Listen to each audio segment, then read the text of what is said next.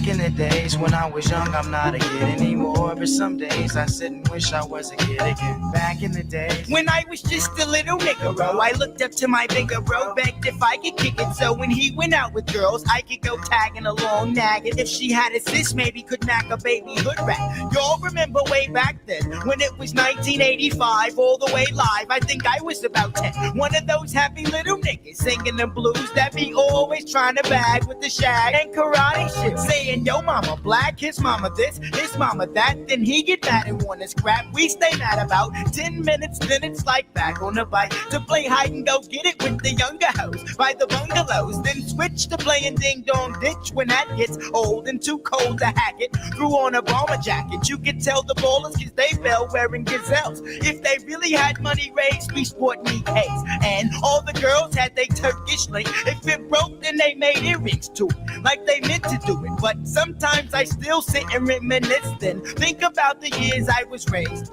Back in the day. Back in the days when I was young, I'm not a kid anymore. But some days I sit and wish I was a kid again. Back in the days when I was young, I'm not a kid anymore. But some days I sit and wish I was a kid. And everybody say, I remember way back when. And everybody say, I remember way back when. And everybody say, I remember way back when. What? Back in the days I sit and wish I was a kid. I'm still back in the days, but now the year is 87, 88. That's when my crew and I were in junior high in 7th grade. I hated school.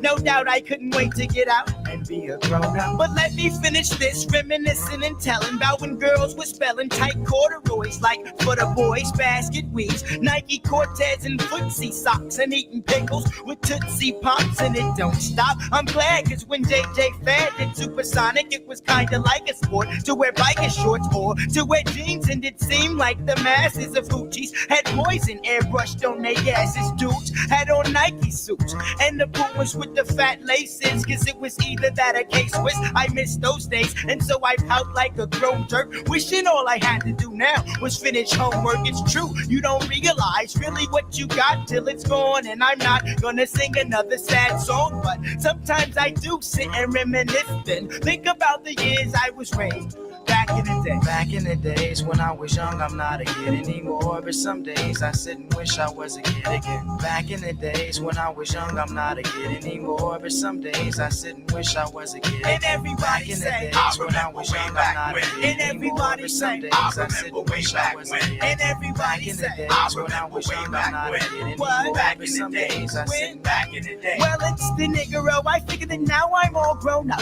because I'm 18 years old, and guess you could say I'm holding down a steady job and crew steady mobbing, you steady bobbing your head, and I'm paid, so I got it made, but didn't always have clout. Used to live in South Central LA, that's where I stayed and figured a way out. I gave it all I had, so for what it's worth, I went from rags to riches, which is a drag, but now I'm first. So hard in the noses is on our way up. yeah, we said that we was gonna make it since a kid, and we finally did, but sometimes I still sit and reminisce, then think about the years I was raised. Back in the day. Back in the days when I was young, I'm not a kid anymore. But some days I sit and wish I was a kid again. Back in the days when I was young, I'm not a kid anymore. But some days I sit and wish I was a kid. And everybody say, I remember way back when. And everybody say, I remember way back when.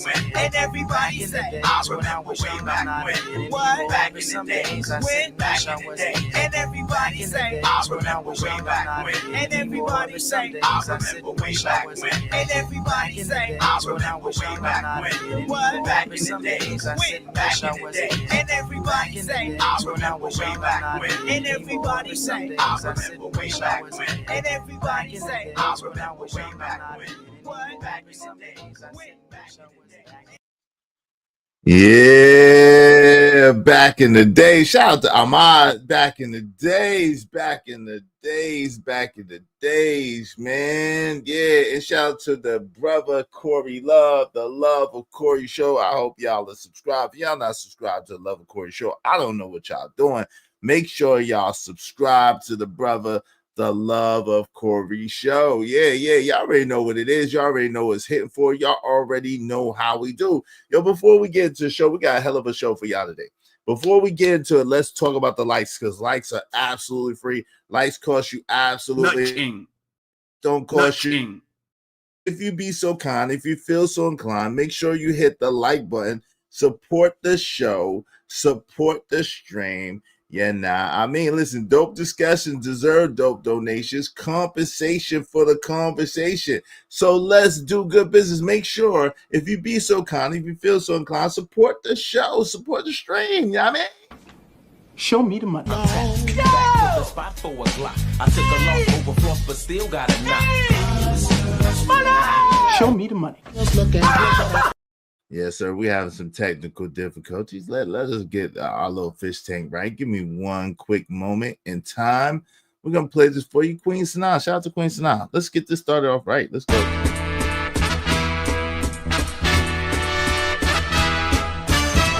Hello, how you doing on this beautiful day? Me, I'm always my way through it, and I hope you do the same. When positivity is setting the stage, laughing at my troubles, blowing clouds away. Nothing can go wrong, and I can guarantee it 'cause I'm feeling good today.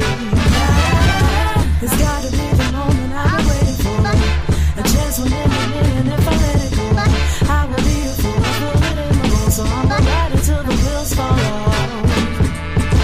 It's gotta be the moment I've been waiting for, a chance when in a minute, if I let it go, I will be a fool. I feel it in my bones, so I'm gonna ride it till the wheels fall off. So many people wanna take the easy road, and I don't. Not even if they're trying, 'cause at least they have a goal. A goal is gonna get you off the corner if you want it, anywhere you want to go. I know, 'cause I got mine. It's time to shine. I got my foot on the gas. Let's go. It's gotta be the moment I've been waiting for, a chance when in a minute, and if I let it go, I will be a fool. I feel it in my bones, so I'ma ride it till the wheels fall off. It's gotta be the moment I've been waiting for, a chance when in a minute, and if I let it go, I will be a fool. I feel it in my bones, so I'ma ride it till the wheels fall off. It's my day, and I'm really feeling good today. Spread sun rays, shuffles fade, and I'm really feeling good today. Don't you want to be right here on this cloud with me? I'm on cloud nine. I'm on cloud nine.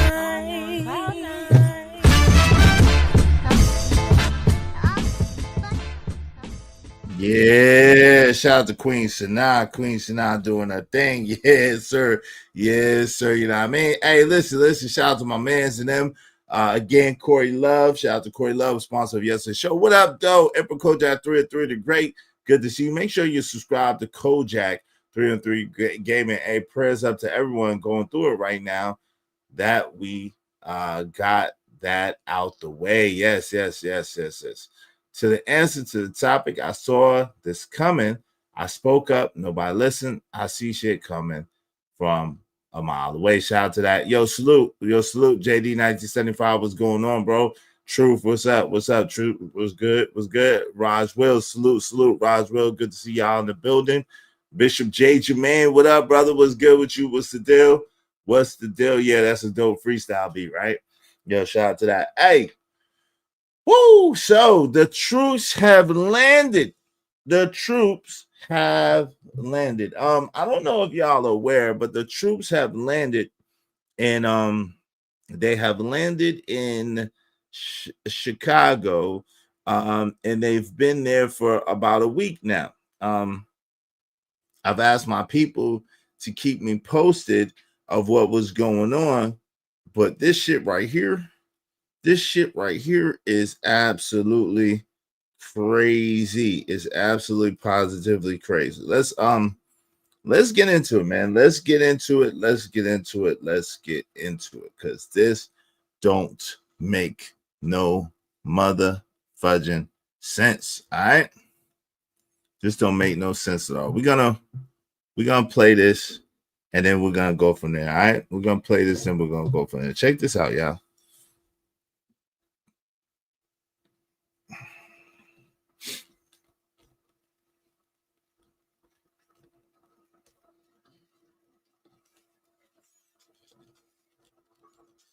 of agents raided an apartment complex in Chicago in the middle of the night, taking children out naked and detaining Black U.S. citizens. This happened around 1 a.m. at a large apartment complex in the South Shore neighborhood of Chicago. Over 300 agents from ICE, FBI, ATF, and other agents showed up to the apartment complex. They came with helicopters, some people saying they saw Black Hawk helicopters, and it seems like they also came hidden in budget and U-Haul trucks. Officials from the government said that they did this because they were looking for 6 high-priority targets, including suspected members of Tren de Aragua, even though they never showed a warrant while they were there, and they have not confirmed if they actually detained anyone that is a member of Tren de Aragua. Agents went into nearly all of the 100 apartments that were in the complex. They were busting down doors and dragging people out of their beds. There are reports of kids being zip-tied and being taken out buck naked. Black residents who are U.S. citizens also said that they were dragged out of their apartments. They were held at gunpoint, asked to give their name, date of birth, and asked if they had any warrant. They also separated people, Black people in one van and immigrants in the other van. Reports say that between 30 to 40 people were disappeared that night. Activists are trying to figure out who were the people that were disappeared since the government is not giving any information on the individuals. This raid should be a reminder that they're coming for all of us. Look, white supremacists have done a great job of separating the Black and Latino community, especially during the last election. They separated us so then they can come and hunt us down. They don't care about any of us because of the color of our skin. And to any white people seeing this and say, not my problem, remember Donald Trump just said that U.S. cities should be training grounds for the military. And they're starting, as always, with Black and brown bodies. They're moving to everyone next, white people included. I'm sorry this is happening to our communities, but we need to stick together. Like I've always said, we are stronger together. This is still very much a developing story, so I'll continue bringing information as it comes in. It's a lot. It's a lot. It's a lot. Yo, so today's topic is, were we wrong? Were we wrong? Everybody except for Impico and some others. Were we wrong? Where's the tough talk now? Reality hit different late night. Reality hit different late night. All right. So we're gonna talk about this. We need to understand, we need to be able to dissect and understand exactly what's going on and what's happening, and where did we assess the situation incorrectly? Did we assess this whole situation incorrectly? Now, I'm gonna be real with you. Shout out to Uncle Logic, right? Shout out to my man Emperco, and shout out to Uncle Logic, right? Uncle Logic immediately said that once he seen what our president was doing, he immediately said, yo, he was wrong about our president and endorsing our president. He felt like he seen some of the things that was implemented, and he said that he was wrong. But let's see, man. Let's see. Is it too late to speak?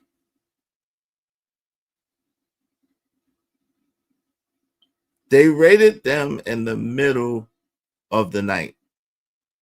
We watched them storm our homes. Now we demand who is accountable. Who's accountable? Were we wrong to wait? These are the questions. Were we wrong to wait? Night raid in Black neighborhood exposed the truth. We stayed silent while they invaded our block. Now we ask, who's going to answer? Who's going to answer? They broke down the doors in the dark, and now we're asking, where was our voices when it mattered? See, I want to know, where are all these people who were talking that big boy noise about what our president wasn't going to do, and in Chicago, and that nothing was going to happen, and that they was going to do this and they was going to do that? Where are those people at? Where are those people at? They came in the city. They came to a building. They said that there was whatever in that building, and then in the middle of the night, they raided that building. Over 100 people were in the building, including children. Now, I don't know if the Bucky naked children is for shock value and for propaganda sake. I'm not sure about that. Of course, I don't want to see any footage. I haven't seen any footage of that. At the same time, there's footage of some of the people. What's up, D-Rock? What's good? My guy D-Rock is in the building. Good to see you, brother. Too late now. Too late now. We've been infiltrated from within. Shout out to D-Rock. Bishop said, I agree. Y'all make sure y'all support the show, support the stream. Now, me and Dope Discussions deserve dope donations, compensation for the conversation. Let's do good business. We're going to open up the panel. We're going to talk about it. It's going to be an extension of the conversation yesterday as well. We could converse about this. It's a lot going on in entertainment, but I probably save the entertainment conversation for tomorrow. So let's chop it up. Let's chop it up. I'm going to open up the panel early after we get into this. Check this out. So this is a breakdown of what actually happened and occurred allegedly. So let's get into this news clipping, and this is from the Gram. Okay. ICE rappel from Black Hawk helicopters allegedly detain U.S. citizens, grab everyone at apartment complex, even zip tied the children together. Quote, they had the black people in one van and the immigrants in another van, said a witness. One agent literally laughed when they asked him, said, F them kids, allegedly. Trucks and military-style vans were used to separate the children from their parents, destroying neighborhood property in the process. My building was shaking, said one of the residents. Then I looked out the window and it was a Black Hawk helicopter, said another witness. We're under siege, quote unquote. We're being invaded by our own military. All right. So let's go back. Let's. She says they took everyone and then asked questions later. They just treated us like we were nothing. Patricia Fisher says she came out to the hallway of her apartment complex on the corner of 75th and South Shore Drive in her nightgown around 10 Monday night, only to find ICE agents yelling police. It was scary because I've never had a gun put in my face. They asked my name and my date of birth and asked me, did I have any warrants? And I told them no, I didn't. She says she was then handcuffed and released around 3 a.m. So they asked her these questions allegedly, and then they handcuffed her. They asked her these questions allegedly, and then they handcuffed her. That's interesting. So she was detained for over 5 hours. She was detained for over 5 hours, right? Allegedly. 10 o'clock at night to 3 o'clock in the morning. They went, they busted in, and now I'm going to be real with you. This goes against everything that America is supposed to stand for. Would someone like to argue me against that? This goes against everything that America is supposed to stand for. Now, I was one of those people that believed that our president, Donald Trump, was against big government. If this is not a big government tactic, I don't know what is. If this is not a strong arm tactic, I don't know what is. Right? Obviously, if this is the first time with a pew pew in her face, her area not that bad. And that's another thing too. That's another thing. She said this is the first time she's ever had a pew pew in her face. So, right, that would say that as well, right? That would indicate that as well. Now this is getting ridiculous, but let's go. Let's go. Fisher says she was told if anyone had any kind of warrant out for them, even if it was unrelated to immigration, they would not be released. Citizen App video shows the chaotic scene overnight. Neighbors tell us there were dozens of ICE agents.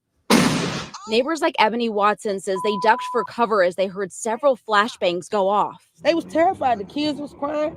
People was screaming. They looked very distraught. I was out there crying when I seen the little girl come around the corner because they was bringing the kids. See, now I can't stand. It's like they always get the most ignorant black folks to do the interview. Ma'am, it's very distraught. It's very distraught, is what it is. It's not distraught, it's distraught. But I can't take it.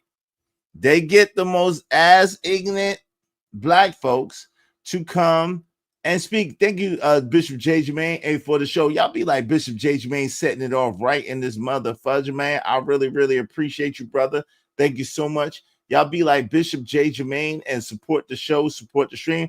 Because of Bishop J. Jermaine, we just need 29 more people, at least $5 a piece. Y'all help us reach our goal. It's Friday, y'all. It's Friday night. Boom, boom. Just got paid. Boom, boom. Yeah. Share a little something with your brother, man. Share a little something with your brother. Everybody dig in and shoot us $5, man. Thank you very much to Bishop J. Jermaine. I appreciate you, brother. I appreciate you. Shout out to Trucker Yell holding us down last night on the Tough Talk Thursday show. I appreciate Trucker as well. Thank you very much, bro.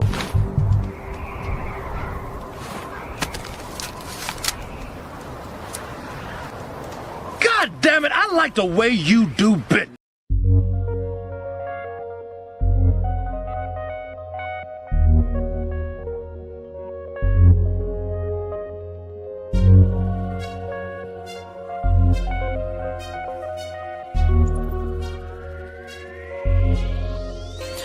It don't matter what the situation, I'm just tryna climb any obstacle a nigga facing. See it through in due time. It's a marathon, you gotta pace it. You can't press rewind, you get left behind. Just grind and the rest be fine, fine, fine, fine. No matter what the Yo, shout out to my guy Stanley D-Rock, the block, man. Appreciate you, bro. Thank you very much. Y'all be like D-Rock, support the show.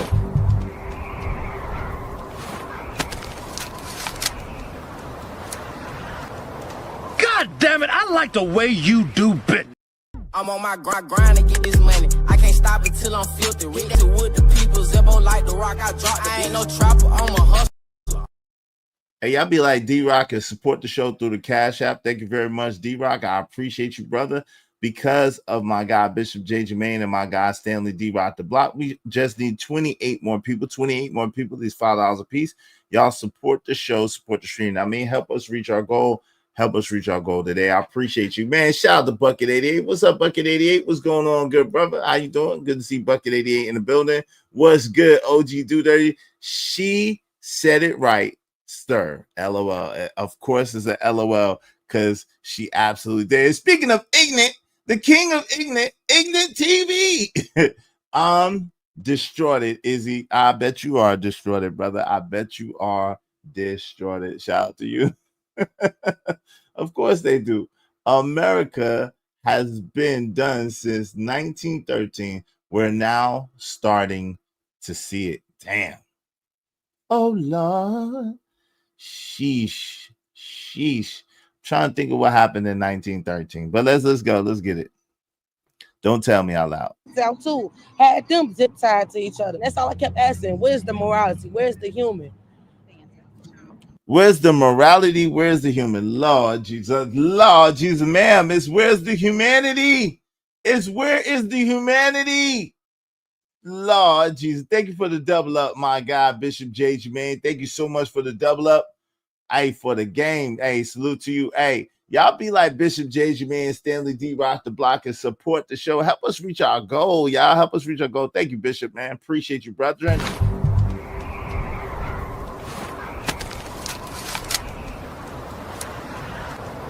God damn it, I like the way you do bit. One for the money, too many haters. Straight for the homies that be getting that paper. Got money in the pots, money in the wall. Club packed out, everybody on the floor. Got bottles on deck, Patron and Ciroc. Rose, whole case, bottom hoes, bottles, we on. We go hard, we going in, it's no problem. Yes, her English is not quite there. Ma'am, it's not morality.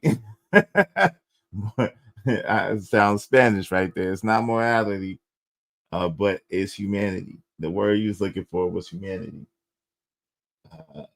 Morality is a different word, morality, but it's humanity was the proper word that you were looking for. you know, but it's okay. It's okay, sister. We're gonna cover our sister today. Because of our brothers, we just need 27 people, at least $5 a piece. Y'all help us reach our goal. Help us reach our goal today. I appreciate y'all sincerely. Let's get it. One of them literally laughed. He was standing right here. He said, them kids. Watson says, wow. Now, she said one of the agents, officers, whatever the case may be, literally laughed in front of her face and said, F them kids. I don't know if she's adding 20 on 10, but she said it. Let's get it. Budget trucks and military-style vans were used to separate parents from their children.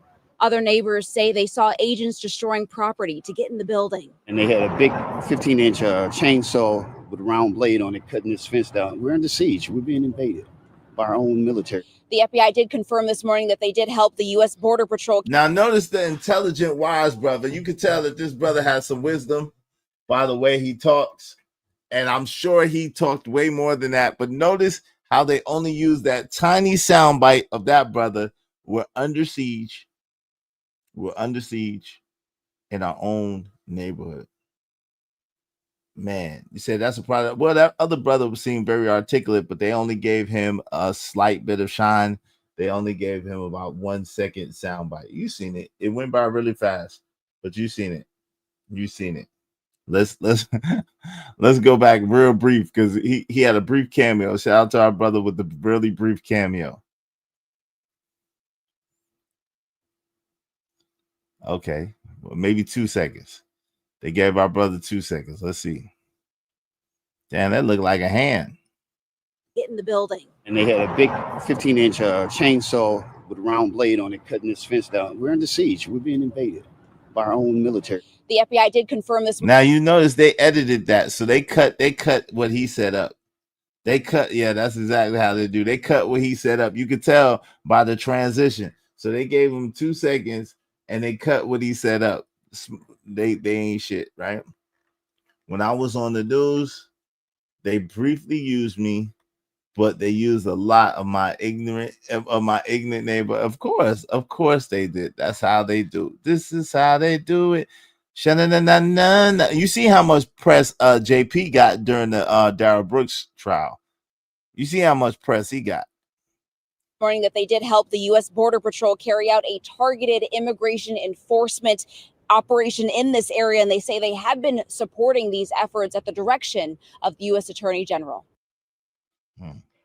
Oh Lord, ooh. Oh Lord, what do y'all think about that? What do y'all think about that?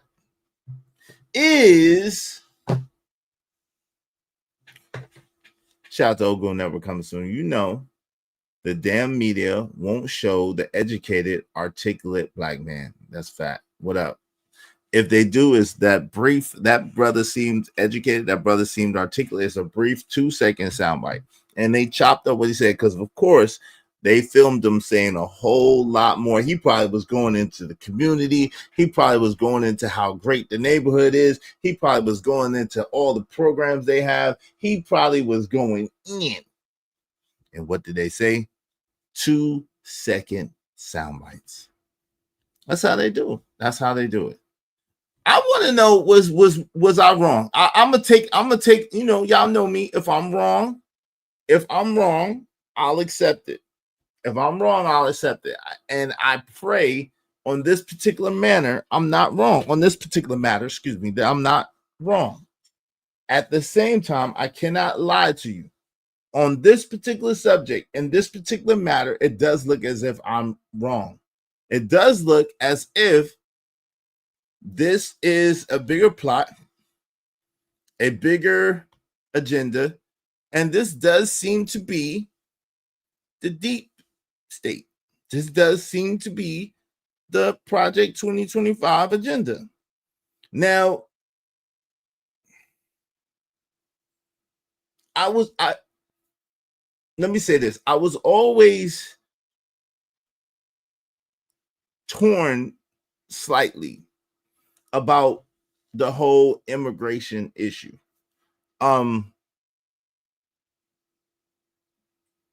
I was for deporting them or taking them back to the country that came in here illegally. At the same time, and I realized that it could be the underlay for the overplay, like I kept saying.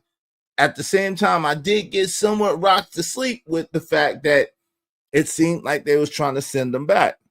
However, and knowing that we don't have anywhere, where are we going to go? This is already our stuff. Where are we going?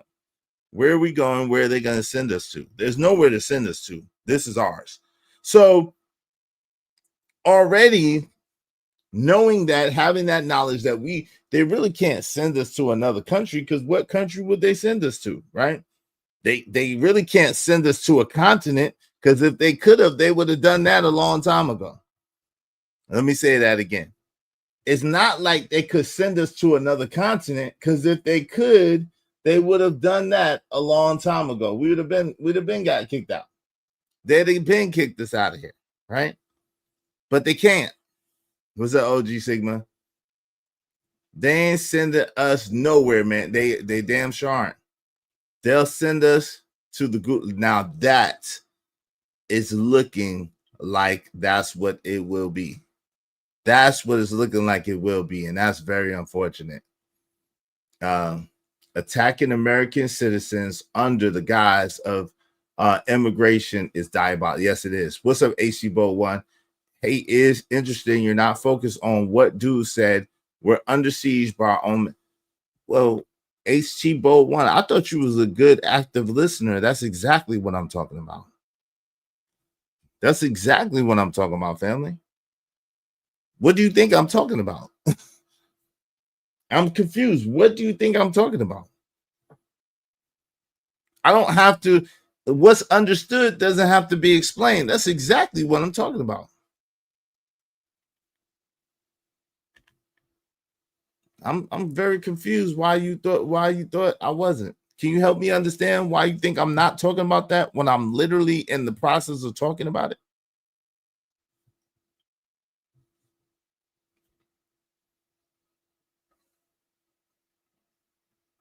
Okay, it was before. Okay, cool.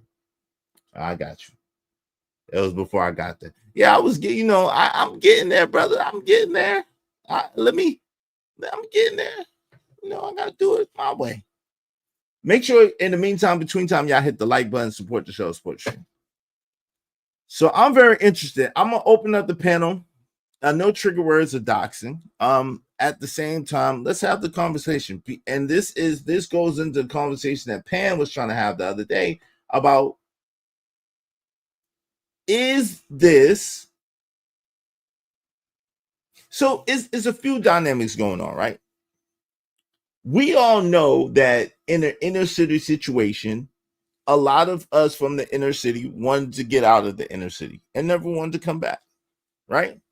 Put a 1 in the chat if you or somebody that you know and love, or some of your family members, some of your people have expressed to you as a melanated person that they can't wait to get as far away from they can from the hood.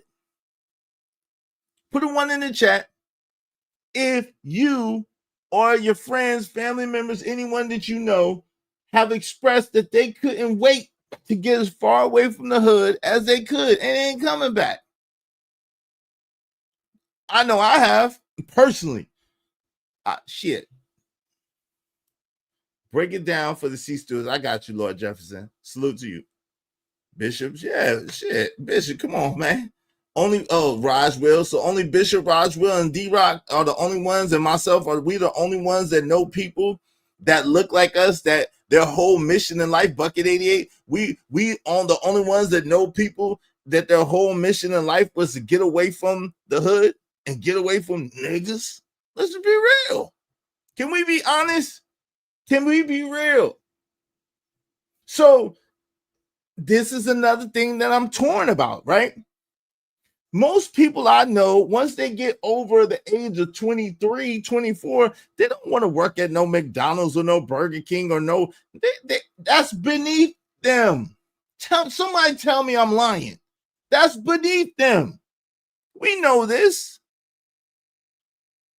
And because it's beneath them and they don't want to do it, in order for those places to continue doing business, they got to hire somebody. So when they hire the Hispanic person, they ain't hire no Asian people. They definitely, most of them think that's beneath them too. I ain't seen no Asian people at no McDonald's or Burger King working unless they own it. I've seen them at Subway, you know, as a family because they owned that mother. But I ain't seen no Asian people really working at McDonald's or Burger King. I haven't seen it. I've seen Chick-fil-A.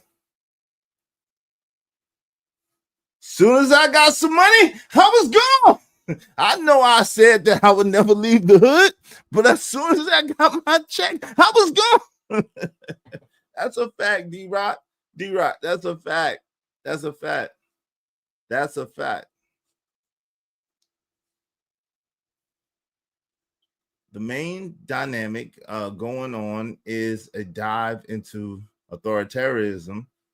This is going to get way uglier before it gets better. I'm not looking forward to any of it. It seems like it's heading in that direction, and I'm not looking forward to it either. HC Bolt one. Y'all, I'm gonna open up the panel, y'all. I want to hear what y'all gotta say. Let's chop it up because let's chop it up, man. I want to hear what y'all have to say. Let me go ahead and post this link. Panel's open.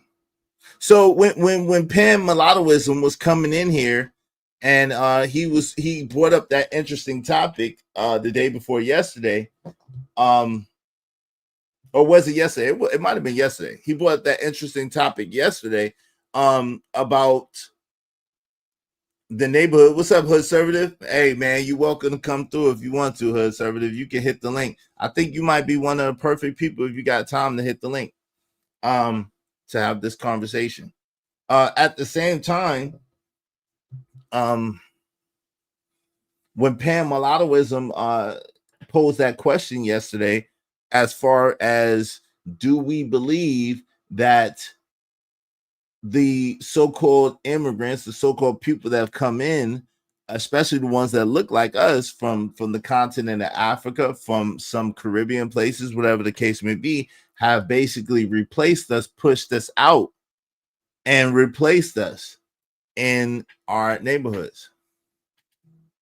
You more than, hey, listen, I don't know about no boogeyman. You're more than welcome to come up here. I never stopped you from coming up here. I've never been afraid to converse with you. You know that. I'm not afraid to converse with you, bro.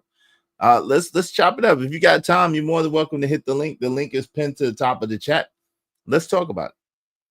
Y'all make sure y'all support the show, support the stream in the meantime, between time. So the question is first of all, was I wrong? Were we wrong?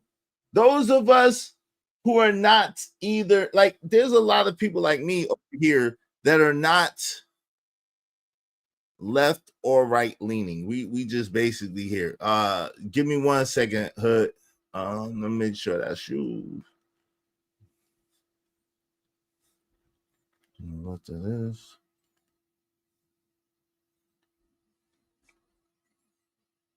Yo, Hood, that's you?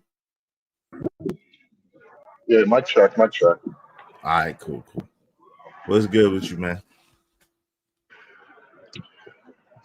Black folk need to do some serious calculations about what they should support going forward and why. I'm not sure what type of conversation you were part of that made you start this up. I know that right now they've been having several conversations about, crazy white boys, and white nationalists kind of lit up the internet last night. And I think Black folk need to really have a sober, non-feminine conversation, literally leave the girls at home, because serious ideas have to be thrown around and talked about and debated, right? The idea of like a white majority country, because that's really what white nationalists are kind of aiming at, right? They don't want to dip down to 50, 40, 30, 20% of the country. They would like to maintain their majority, which when you and I were born, you were probably the rough age, or similar age in the 40s. America was like 80-something, 85% white when we were kids. And I don't remember us, or maybe you, but I never got lynched. I never got abused by white people growing up when white people were the majority. And so now there's another prospect on the horizon, right? Do you suppose these other ethnicities will deal with black people as charitably as white folk have come to deal with black folk? Do you really expect that like the Latinos or the Indians or the Chinese are going to deal with black people as charitably as we've been getting dealt with so far? And I think these are really serious conversations and really hard boiled issues that you have to work out bit by bit. Because right now the common theme is, well, white people awful, fuck them all. I can't wait till what comes next. What comes next is a bunch of Chinese niggas putting you in bamboo cages and making you work the rice field. Wait, but hold on. How we? Whoa, that's a whole bunch. Give me one quick second, because you said a whole lot, and I don't even know where to begin to because you asked a few different questions. So give me 1 second, because I gotta process all that. Shout out to Bishop JJ Man $5. It's not about getting away from the hood. It's about, if you stay there, you might do something because of the hood, or you might be a victim. Yeah, I get it. Thank you very much, Bishop JJ Man. Y'all be like Bishop JJ Man and support the show. This is the thing, right? So I am in my 40s, in my late 40s, right? And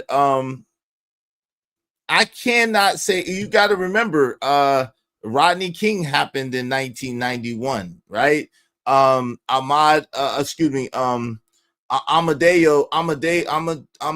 Sean Bell, Yusuf Hawkins. So yeah, Bensonhurst. So we're from Brooklyn. You said you from Fort Greene. So if you was in New York around that time, Leon Getz and all that. You know that there was a lot of things, even though in my neighborhood I didn't have any. Bernie Getz, the subway shooter? I thought it was Leon Getz, but Bernie Getz. Maybe it's Bernie Getz. Yes, subway popper. Yes, but listen, this is the thing. If his name Bernie, I thought it was Leon, but it's probably Bernie. Okay, cool. But this is the thing, right? So I can't agree with you that white people, so-called white people, was these so-called benevolent people. Were there good white people? That wasn't the question. Hold on. We're starting off way wrong already. Izzy, you're starting off completely wrong already, though. If you're responding to me, you're not responding to me, though. Hood-servative, I am. You got to let me get there. I know exactly what you said. You said, who's going to be, basically the question that you was asking, now I'm paraphrasing, was who's going to be a better so-called leader, a better so-called controller of the country than white people are? Do we think that these other ethnic groups are going to be better, right? That's essentially the question that you're asking, right? Are they going to treat you better than white people? That's the basic question. That's the question, right? So I understand exactly what you asked me. And then you referred to back in the days, were white people these big bad people that we're talking about today, right? I don't know about referring to back in the day. I'm not sure what you mean by that. Well, that's what why back in the day that I refer to. Well, that's why you mentioned the fact that I was you think we're both in the same age, and you don't remember a time where white folks were these big bad people that we make them out to be today, right? That's where your exact words actually. Oh, I'm in the wrong way. In the 80s, like I said, I don't think you got lynched as a kid. Most of us did. I'm here. So of course I didn't. But come on, man. But don't gaslight me. If we're gonna have the conversation, right? Let's have the conversation. Part of my skill set that I have and I'm very good at is I'm a very good active listener. So I'm very good. I hear exactly what you're saying. I know exactly what you're getting at, and I'm addressing exactly what you were talking about if you give me the opportunity. Like, I let you rock. I didn't say anything. So the basic point is that no, I don't agree with that. There have always been some good white people, and there have always been some not so good white people. And there have always been some so-called white people or so-called a group of people that are non-melanated that have used their status, used their position, used their prejudice or bias in order to inflict pain, hurt, harm on melanated people in this country. That has always existed. Always.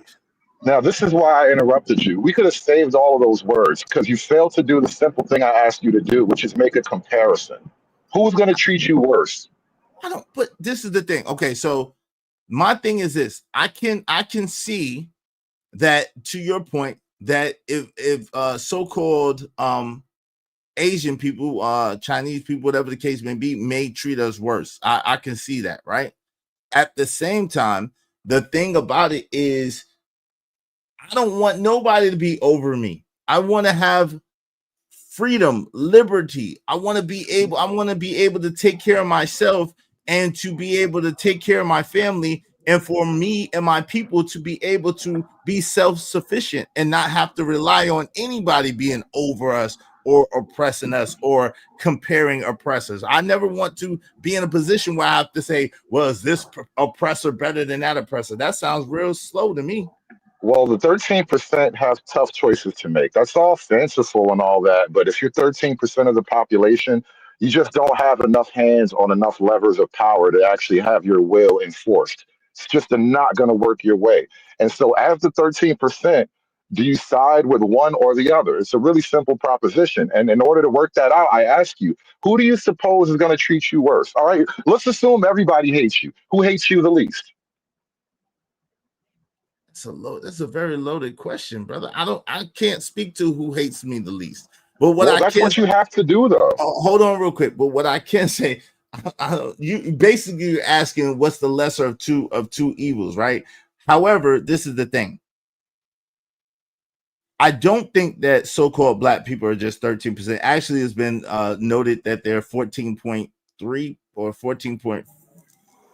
I want to say, but I don't. Well, you're counting immigrants. Hold on, real quick. Africans and Jamaicans. No. I don't think that that's accurate either. I think that we have greater numbers than what they're saying. Especially if you add the immigrants. But I think we definitely, like, from Africa or from Caribbeans or whatever the case may be, I think we absolutely have more numbers than that. However, we wipe out our own too much, bro. And I'm talking about the AB thing, like the healthcare shit, bro. It's killing us. It's literally self-genocide. Okay, I get it. Definitely the baby deletions absolutely have thwarted our numbers. I can agree with that wholeheartedly, right? At the same time, the thing about it is there is a certain community that is leading amongst business, amongst infrastructure, amongst everything, and they allegedly only represent 1% of this country. So, hey, like, at the end of the day, if the 1%ers can do it, then why can't the greatest economic hold on real quick, why can't the greatest economic base in America, to the tune of $3 trillion spending per year, why can't they do it? Well, since you want to mention them, our relationship with those people has been the most poisonous things to happen to us since slavery. It was those people who knocked us off of our upward trajectory after slavery. It was those people who commandeered our struggle for so-called civil rights. It was those people who gave you the NAACP. It was those people who set you on the suicidal race war to begin with, right? Because you have to fight their enemy for them. That's the game. That's really what's going on here. And so, if you want to bring up those people, let's talk about those people. They control everything about your so-called culture. I understand what you're saying, right? But you do know what's going on right now, right? So you do know that we have to tiptoe through the tulips in that particular conversation. I thought I was tiptoeing. Nah, I'm just saying. Now you was I'm getting with to the line. I'm with you, Easy. Yeah, I'm with you, but like I thought I was tiptoeing. Like those people are powerful. Those people are powerful, but they've been running your shit this whole time. And now, when the argument is break away from that, it's oh, I'm afraid. No, nigga, those people are the problem. I'm not talking about you directly, but like that's the black posture. You want to be locked into the thing that's been choking you to death for 75 years. But this is what I'm saying. What I'm saying to you is that no, but you're asking me a lesser of two evils question, and you're telling me to choose an oppressor. And what I'm saying to you is, Why would our choice have to be choose one oppressor over another oppressor instead of our choices or our options being to work and to be self-sufficient and self-reliant and to not have to have an oppressor? Well, 13%, all right? You don't make the rules of the country at 13%. I don't know why that's hard for you to kind of work out, bro. You just don't have the muscle. You really do need more hands on deck. But what I'm saying is money. We already understand that money moves this country, right? This country is basically, like people joke all the time, for sale. And if we have a $3 trillion spending per year power, then we have more power than we give ourselves credit for. So at the end of the day, if we were to galvanize, if we were to find ways that we can align and we can agree, and we were to use our dollars and our cents in both sense of the words to put ourselves in a self-sufficient manner, in a self-reliant manner, and a cooperative manner instead of an oppressed manner, then we could do better. Shout out to Robert Watkins. Thank you for the $2. Peace to you too, fam. Yo, so shout out to Daily Rundown. Do you think that the Yusuf Hawkins situation— Why do you believe we're oppressed right now, though? Who says we're oppressed right now?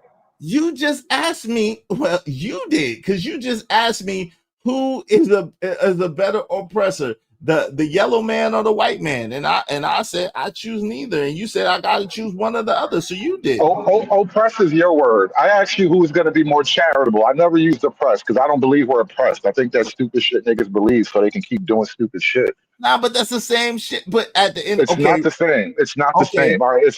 Think about it like this: at 13% of the population, does China believe in civil rights? I know that particular country is a dictatorship. That's why. Yes or no, is he? I cannot say no from what I see in their country. No, let me just put. Thank you. Okay, it's because you already said it's a dictatorship, so there are no civil rights in a dictatorship, right? So why do you suppose people who don't even believe in God or civil rights are somehow going to be nice to your black ass, bro? What the fuck is wrong with people? But hold on, with all the F-bombs, number one, and pardon me, I'm getting excited. Yeah, and then number two, you are giving a premise and putting the words in my mouth. Like, yo, again, I say neither. Neither one is what I say. So you're not talking about me or my ideology. I'm not riding for them to come over here. Like, no, I'm an American. So I would align with America and Americans. I'm not sitting here saying I want someone outside to come in and do anything. No. Right. But we're talking about like population densities and projections into the future. And if the population that are on the rise are Latinos and Asians, then you just have to do the math and get out of our feelings. All right. Black folk are we're not producing the numbers, nor are we producing the industrial positional control to actually matter. I'm sorry, but we just don't matter as much as we like to. And it's an unfortunate pill to swallow, but the other groups are really, really flooding the zone. And unless you're really prepared to talk about what that means, you're just going to get swallowed up in the future. And so, like, for example, when I ask you about China not believing in God or civil rights, I mean, what African country actually practices civil rights, bro? I don't know if but this is the thing. I don't know enough about their geopolitical perspective to say that they don't believe in God. I don't know that. I cannot say that, I've heard too many other, and I know of too many traditions which would speak counter to that. But the basic point is this: I'm not for an outside country coming in and running our country and running us. No, I'm not for that at all, right? At the same time, instead of crying about what we don't have, instead of crying about what we're not, I say that we need to take stock in what we are. We need to take stock in what we can do, and we need to start producing, creating, and being self-reliant and self-sufficient. That's what I'm speaking about. So I think the energy would be better used to that end, to coming together, galvanizing, because if 1% of people could do what they're doing, then surely if it's alleged 13% that you're speaking about can get together and do much more, right? That would stand to reason if we're talking about pure numbers, right? That would stand to reason. All right. So that's my position. So let me speak to people. Y'all make sure y'all support the show in the meantime, between time. Shout out to Pan, Mulattoism, Izzy Bands. Much respect to you for creating more awareness about the topic that I presented on your panel. Serious, bro, seriously. Shout out to you. I appreciate the topic. What's up, Marvel Fox Gaming? Izzy. What up, pimp? I'm not a pimp, but I appreciate you. How everything is going well for you. Hope everything's going well for you too as well. Thank you very much. Appreciate that, Marvel Fox Gaming. Y'all make sure y'all check him out. He does some good work. Salute to him. What's up, Daily Rundown? My guy Daryl said, Yusuf Hawkins, Izzy, please ask him if that was just fine. I'll ask him when he comes back. Shout out to D-Rod. D-Rod said, asking us to choose a side when no one has our back is crazy work. I agree with that. Lesser of two evils mindset. How about neither? Exactly. How about neither? How about we all have our freedoms as men and women, as sentient beings, to be able to produce, provide, live, and live our lives without being controlled or manipulated or forced or oppressed to do anything. How about this be the greatest country that ever was created? How about we have our civil liberties? How about we have our civil rights? How about we are able to do what all people want to do? Mostly raise a family, have a good quality life, leave a legacy behind for your family. That's what most people want. That's what most people are trying to achieve, right? Am I wrong about that? I think no matter what the skin tone or skin color is, that's what most of us want, to be able to just live a quality life, provide a quality life for our families, and to leave a good legacy behind. That's it. Because we're all going to go. We don't got too many rotations around the sun. I mean, most of us, 100 is being generous.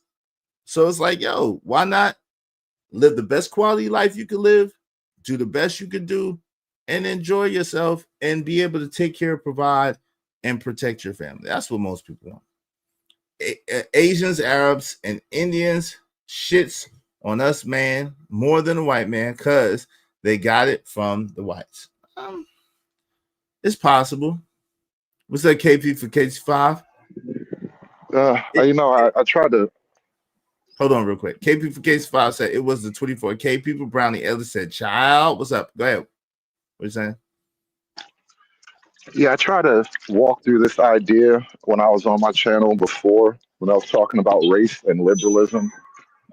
These ideas that you're depending on right now, is this civil society, is freedom, these rights that you're talking about, almost uniquely held by Europeans, bro. Those other people don't care about none of these abstract concepts about your freedom and your hard work and rights. Rights themselves are effectively a European concept, right?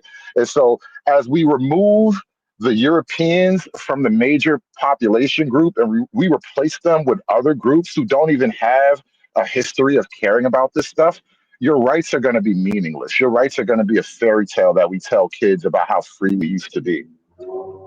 I ask you again, what African country cares about civil rights, bro? Hold on real quick. They said the C country saying all of, okay, you guys say the C country because that saying that word, that name is a trigger word. That's the main mind. He said saying that name is a trigger word. So if we could say the C country or if we could say that place over there, I know what you're talking about, okay? Listen, as far as I know, the whole idea of a democratic republic came from ancient Kemet. That's why it's set up. The courtrooms are set up the way they are. That's why the House of Representatives is set up. Oh my God! Hold on. That's why the Senate is set up the way that it is. It's giving credit to Rome. They give credit to Rome, but Rome plagiarized it and stole it from Alexandria, from those places there. So, like, at the end of the day, you could call it what you want. See, that's one problem. That's the problem. Y'all always want to believe that somebody else besides you or somebody else besides your people created everything, and they didn't. So you can say I'm hotepping you or whatever. I'm not a hotep, whatever that is. But I do know I that mean, that's you really are using hotepery to distract from the simple conversation, bro. What other people actually care about rights? The rights that you're depending on. What other people care about rights? Kemet has no place in this business, bro. so the people of Ghana don't have any rights. Do they? I don't know. How does it work there? Like, Why do you why should asking we me? be so quick to just accept it as it's true when it's Wait, hold probably on. less likely to be true? But it's not. But this is the thing. As far as I know, they have liberty as well. But this is the thing. I'm not from Africa, so I don't know nothing about Africa. So I don't understand why you asking me about African countries that I don't know about. I don't know about Africa. I have some friends that are from Africa, and they haven't said anything about it being a dictatorship. I know that there's some countries in Africa that are, and I think that there's a lot of countries in Africa that are not. But like, to ask me about Africa and I don't know nothing about Africa is a disingenuous question. I don't know. It is the basic answer. I don't know. So why are we being so open and accepting of people and cultures that we don't really know about? We don't know how good this effect is. We don't know what the benefit is, right? But we're just open to it nonstop. What are you talking? But see, this is the Let me problem, right? point. Let me No. put it to you like this. Hold on. Time out. Okay. This is the problem. You have to talk to me about points that I'm talking about. You cannot bring in points that other people have talked about or said and bring it to me. I have not, beside the fact that I said that the system that you're talking about, this alleged democratic republic, that came from ancient Kemet. It did. But beside that, I have not mentioned Africa at all. So I'm talking about Africa of antiquity, the system that was built on. You got to remember, this country is at least. You just asked me about Ghana, bro. Hold on, but I asked you because you asked me. You said, so you mentioned Africa. We were talking Africa. You mentioned Africa first, and you said what African country. See, this is what I'm saying. You got to do it with someone who's not initiated, who don't listen. You said what African country does has these kind of civil liberties or allows their people these kind of liberties? That's what you asked me first, and that's the whole reason why I mentioned ancient Kemet, because I was talking about a democratic republic, and that's the reason why, because you asked me what country specifically, and I said, well, is Ghana not like that? And then I told you that really the truth is I don't know. So you brought it up, and so that's where I jumped in. When you said you don't know, I offered something else to you, right? Because look, you're talking about rights and laws and liberties, and we're talking about other groups and other demographics, right? Why is Dearborn, Michigan so full of Muslims that you basically have to be a Muslim to be in the city government now? They have so thoroughly dominated the city government that it's the police department, the mayor, they're pretty much practicing a freeze out of anyone who is non-Muslim at this point. Man, you're all over the place. You went from Africa, now you went to Dearborn, Michigan. What's the point? You're all over the place. Well, these are all the concerns about America's demographic problem. This is the same problem popping up in different ways over and over again. Whether we're talking about immigration with the Latinos or we're talking about the Muslims and all that. Would you like to live in a Muslim country, Izzy? I probably would be good in a Muslim country because I was raised as a Muslim. Yo, OG dude, they're waving the back, so I know it's you. I promise you, American Muslim is not Islam as they know it in the Middle East. Like Philly Muslims, they are not actual Arabs, bro. Who's not an actual Arab? I said Philly Muslims, like Philadelphia is like the Black Islam capital of America. Them niggas are not Arabs, bro. Arabs are a different breed. Yo, first of all, OG dude, they're waving the back. Okay. Yo, first of all, this is the thing. See, come on, fam. You wildin'. Like, this is the thing. I'm not from Philly. I'm from Brooklyn. Number one. Number two, I grew up around Arab people, bro. Like I went to Arab schools as well, bro. Like in Raleigh, the majority of the people who go to the masjid in Raleigh, I did security for the masjid. Most of the people who go to the masjid in Raleigh are Arabs, bro. So like, trust me, I was raised as a Sunni Muslim, not Nation of Islam Muslim. I was raised as a Sunni Muslim. So like, come on, man. When you asking me, yo, would I want to go to an Arab country or a Muslim country? Yeah, sure. A Muslim country be great. What's the problem with a Muslim country? Yo, what's up, OG Dude Dirty? What's going on with you? Salute to you, is man. What's good with you? I don't know how he dropped off. Hey, I'm well, and yourself? How you doing? Man, listening to this conversation, bro, saying why he keep on moving it like that. So, a couple of questions. I know you said you don't know too much about it, but I was going to ask a conservative, do he believe that people in Africa have rights? I think, well, Cash Kid was trying to say, Cash Kid live in Africa now, I think, and he said he's so wrong. So I think, I don't know, Cash Kid would know better than all of us. I think in Tanzania, they have rights. I don't think it's like, hey, what kind of system do y'all live under in Tanzania, Cash Kid, even? What kind of system do y'all live under? What do they live under in South Africa, bro, in Cape Town and all them places like that? Like, I'm pretty sure they have rights, bro. And I thought every country had went through some type of disagreement between themselves. When most countries have had a civil war, America is just not the only person that's been divided like that. I mean, there's been a lot of different other countries that's been divided, and they have to fight among themselves to get their stuff together. I don't understand. Okay, so Cash Kid lives. Hold on, real quick. Cash Kid lives in Tanzania, and he said that he got rights and they have a democracy. I thought that they did. I think Ghana is the same way, if I'm not mistaken. I think Liberia is the same way, if I'm not mistaken. So that's at least 3 countries in Africa that are democracies. At least 3. Tanzania, Ghana, and Liberia. I don't know about any other countries. What are you trying to say though by pointing that out? You said, you asked me, the question that you asked me was, I mean, England is a democracy right now, but you'll go to jail if you post a meme. Hold on real quick. Stop cutting me off. You asked me directly, did I think that they had the same, did I think that they had rights in Africa, in countries in Africa? Do I think that they have rights? And I said, I don't know for sure, but I think Ghana does. Cash Kid is in Tanzania as we speak, and he said they do. And I remembered that Liberia does as well. So I'm letting you know that there are at least some countries that I know for a fact that do have a democracy. That's it. I'm answering your question, but you're kind of all over the place. You went from Africa, then you went from Africa to Michigan, to Dearborn, Michigan, and then you went from Dearborn, Michigan to Europe. Like, why are you going all over the place? Why you keep moving the goalposts? Like, are you trying to have? Hold on.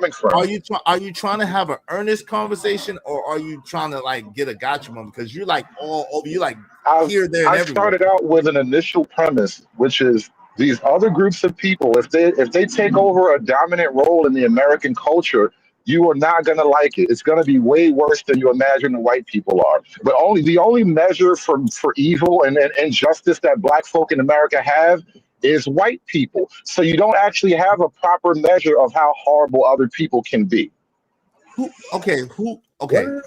Who said that though? Over here, who said that? Who said that? I'm telling you that. This is my observation. That's my statement. That's my claim.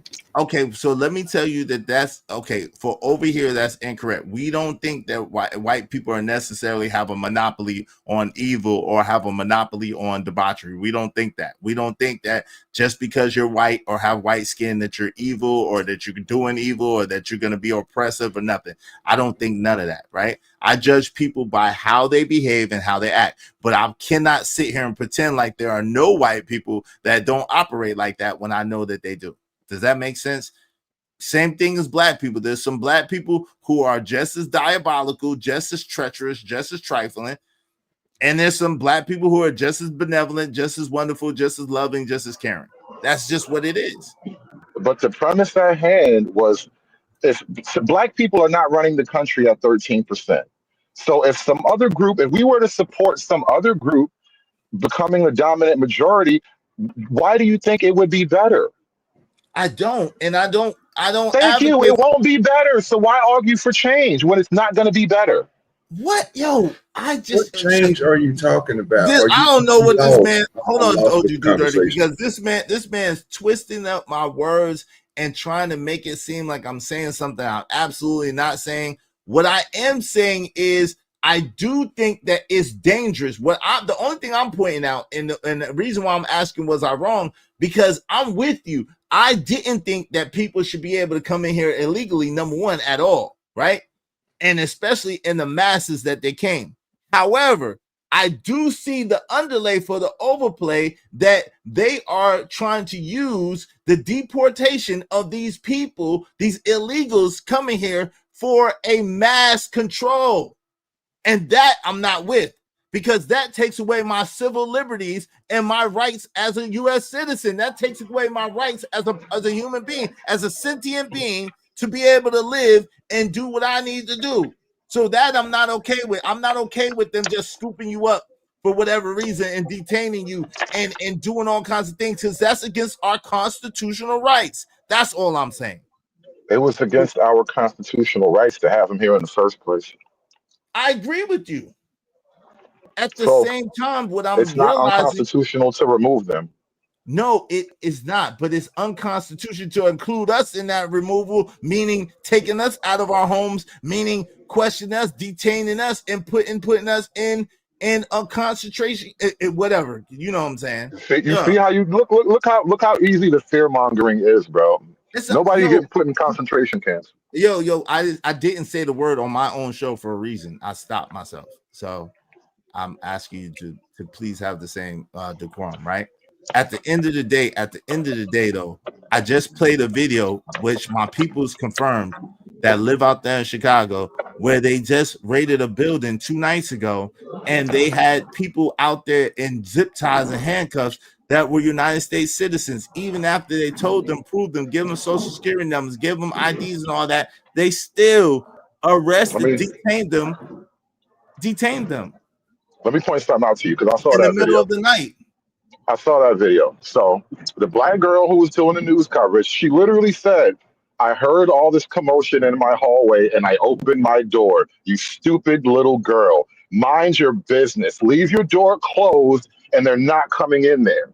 Unless you're on the list, they're not kicking your door in. And so what wound up happening is anybody who got dragged into the dragnet, because that's basically what it was. There was a building that was ran by Trenda Aragua. So you got all these gang members damn near locking down a building in Chicago, right? Never mind that black folk got to live side by side with Venezuelan gangsters and shit. But you get caught up in that, and everybody who got some type of bad immigration situation, they're gone. If you got a warrant, you're going through the system now. That's policing. It's not. That's not policing. If they have children, go ahead, OG Judah. She should have kept her ass in the apartment. Mind your business, lady. It's not policing, sir, when the police is not doing their job. Now, for what you just got through explaining, it was that they came there with an agenda because they was coming there to get certain people. It doesn't matter, sir, if you stick your head out the door to see what commotion is or anything. If you're a United States citizen and you're not one of them, they shouldn't be doing anything to you, even if you're looking outside the door. And if it is correct, if you gave them the information like the video showed, sir, or what the video said, then you shouldn't be having a problem. That's not policing. It's just like when somebody go to somebody wrong address and say, oh, it was a mistake. No, it shouldn't have been a mistake, sir, because you're supposed to be doing police work. You verify, you check twice. Be here, though. They shouldn't be here though. So now but the American is though, sir. So stick to that point. We're not talking about we're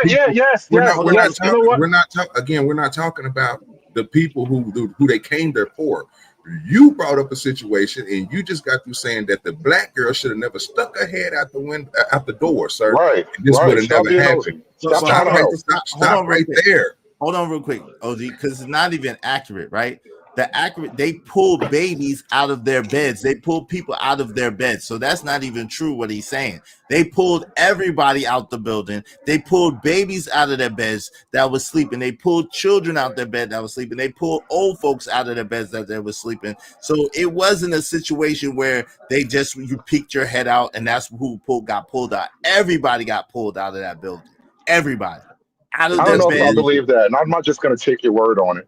Well, I mean, listen, I'm just going by what the people said. I'm just going by what the witnesses said, what the people said, and you can see the daggone budget car, the budget van, and the other van, the trucks in front of the building, and you can see the police vans. I'll play it again. I'm gonna say something. This is the price Black folk have to pay for supporting illegal immigration all this time. Wow. No, I didn't support. So let me ask you a question. So I didn't. All Black folks, like what? What are you talking about? Listen, you're just assuming that Black folks support illegal immigration. I know. Where's your leadership right now? Where's your every Black leadership right now is supporting it, bro? Not Why by and large. The Black leadership. By and large, there's Black conservatives too that do not support that. What are you talking about? There's a lot of people that don't support that. So just because you're Black doesn't mean you support him. So let me ask you a question. So if you live in a building, you hood conservative, you live in a building, are you willing to give up your rights so that they can get a one Venezuelan out of the country? You willing to give up your rights and go in their van and be in handcuffs and allow them to detain you for hours on end for 5 hours so that they can find one Venezuelan? I got to go through that type of shit right now, and it has nothing to do with Venezuela. What do you mean you got to go through that right now? Right. I mean, listen, people get caught up and have to deal with the system sometimes. Like I got a whole child support drama that's not even my fault, but I got to go through the system every now and then and deal with the shit. And so I'm not going to sit here and cry tears for some fucking foreigners because maybe somebody made a mistake or something. Bro, excuse me, but like, come on, we out here, we're extending all this empathy to people who will watch you die, bro. No, I did ask a direct question, and I don't think it's losing your rights, bro. You have to deal with the system every now and then, and it's uncomfortable.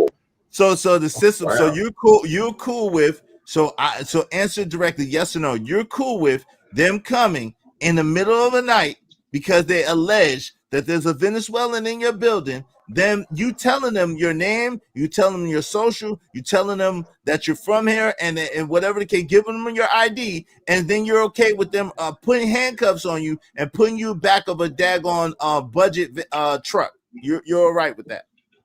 One, it wasn't just one Venezuelan, so I'm not gonna play into your false scenario. They said six. They said six to be exact. It was six. It was only six. That's what they said. I'm gonna play the video again. Why are we worried about that? How are we worried about the people, bro? Questions. Let's say it's six. I mean, you worried about foreigners that don't even like you. Okay, you brought up the foreigners, bro. Okay, look. Let's let him answer the question, bro. Please. Are you okay with it? Yes or no? I'm fine.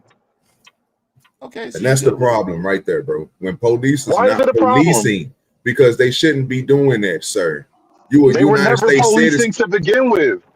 Well, that's what you just got through saying, sir. If they snatching everybody out of there for 6 people, how about we just give it a big number? Let's just make it, because it's an apartment complex. Let's say 30.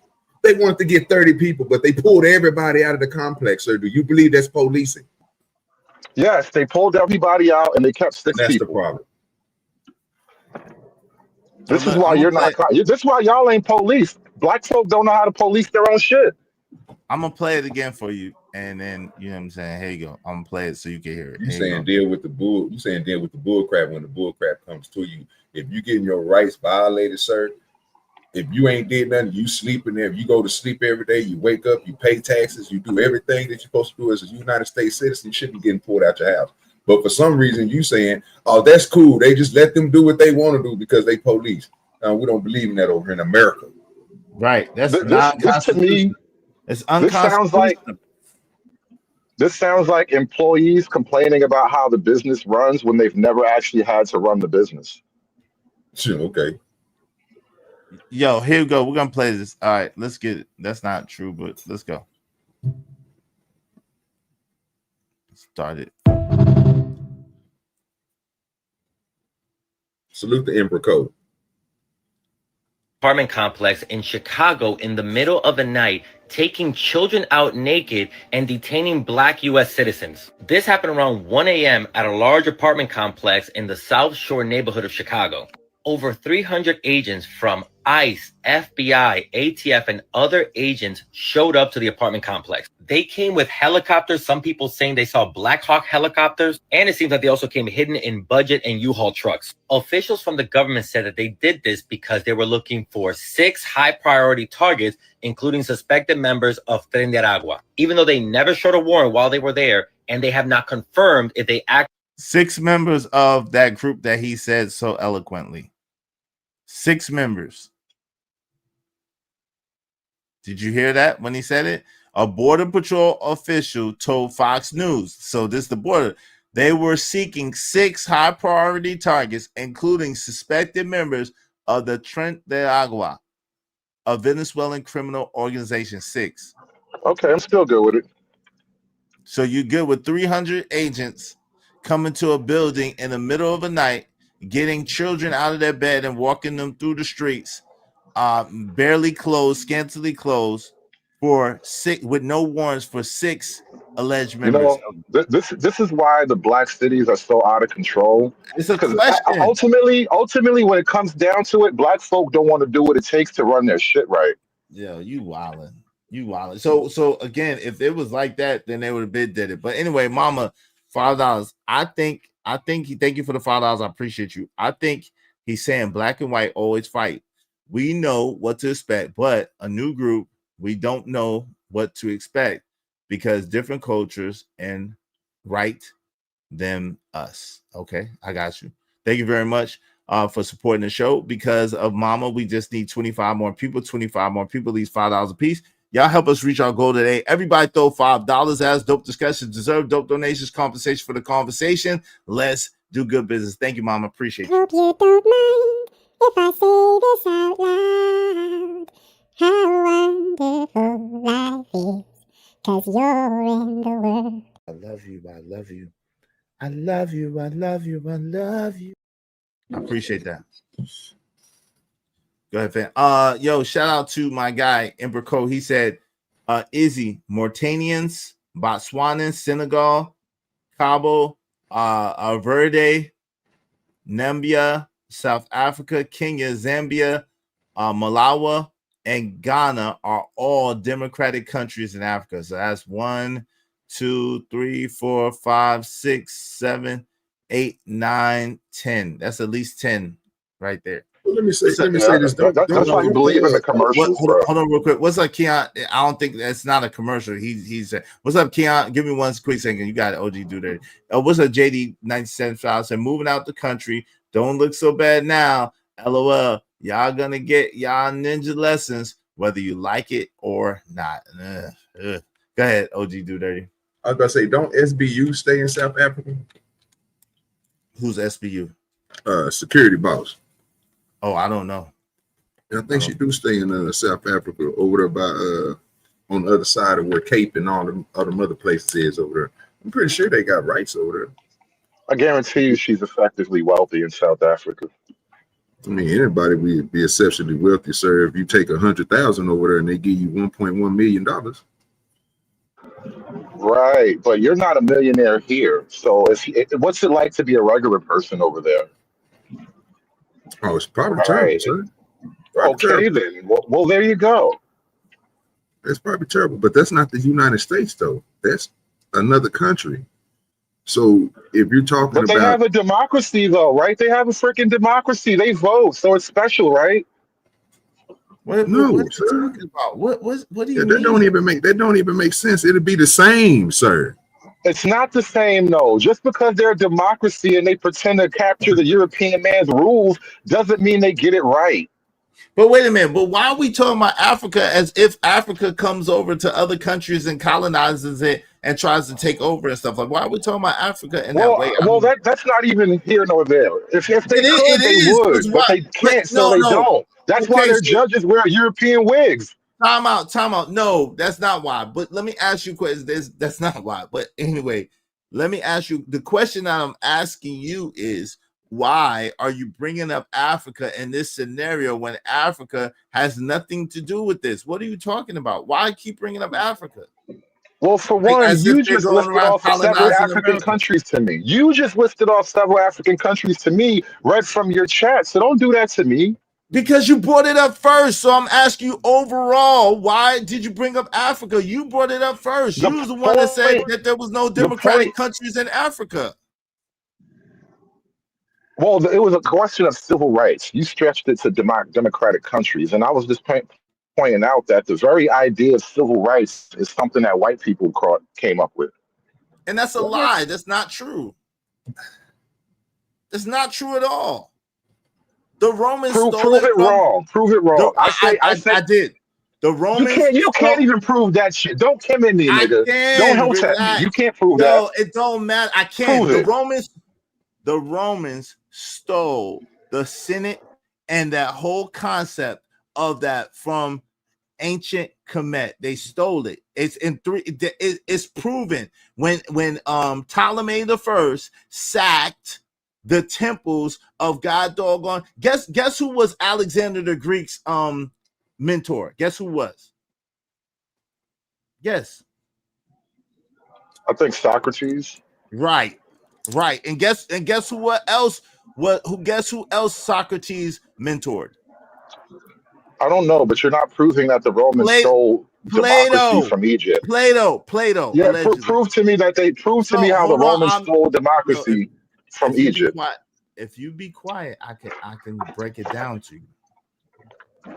If you be quiet, I can break it down to you. So allegedly, if I'm not mistaken, how the story goes is Socrates was Alexander the Greek was Socrates' mentor. Also, and that's why he sacked Egypt and why he sacked the temples of Alexandria. And then, ironically, after that, Plato is said to have come out with 700 books. The reason is because they stole the books from Egypt. And then they came up with the idea of the Senate. They came up with the idea of democracy and a republic. They got that from Egypt. That's what they got it from. It's all historical facts. So this is actually not facts, bro. This is what you call historical rumors. Okay, before that in Rome, there was no Senate. Before that in Rome, there was no democracy. Before that in Rome, there was no structure or order in that way. It was after that they came up with all that. Is that coincidence? Is that what you're telling me? It's incorrect. The Romans got their concept of government largely from the Greeks. So your concept of democracy more likely goes back to Athens, not the Nile.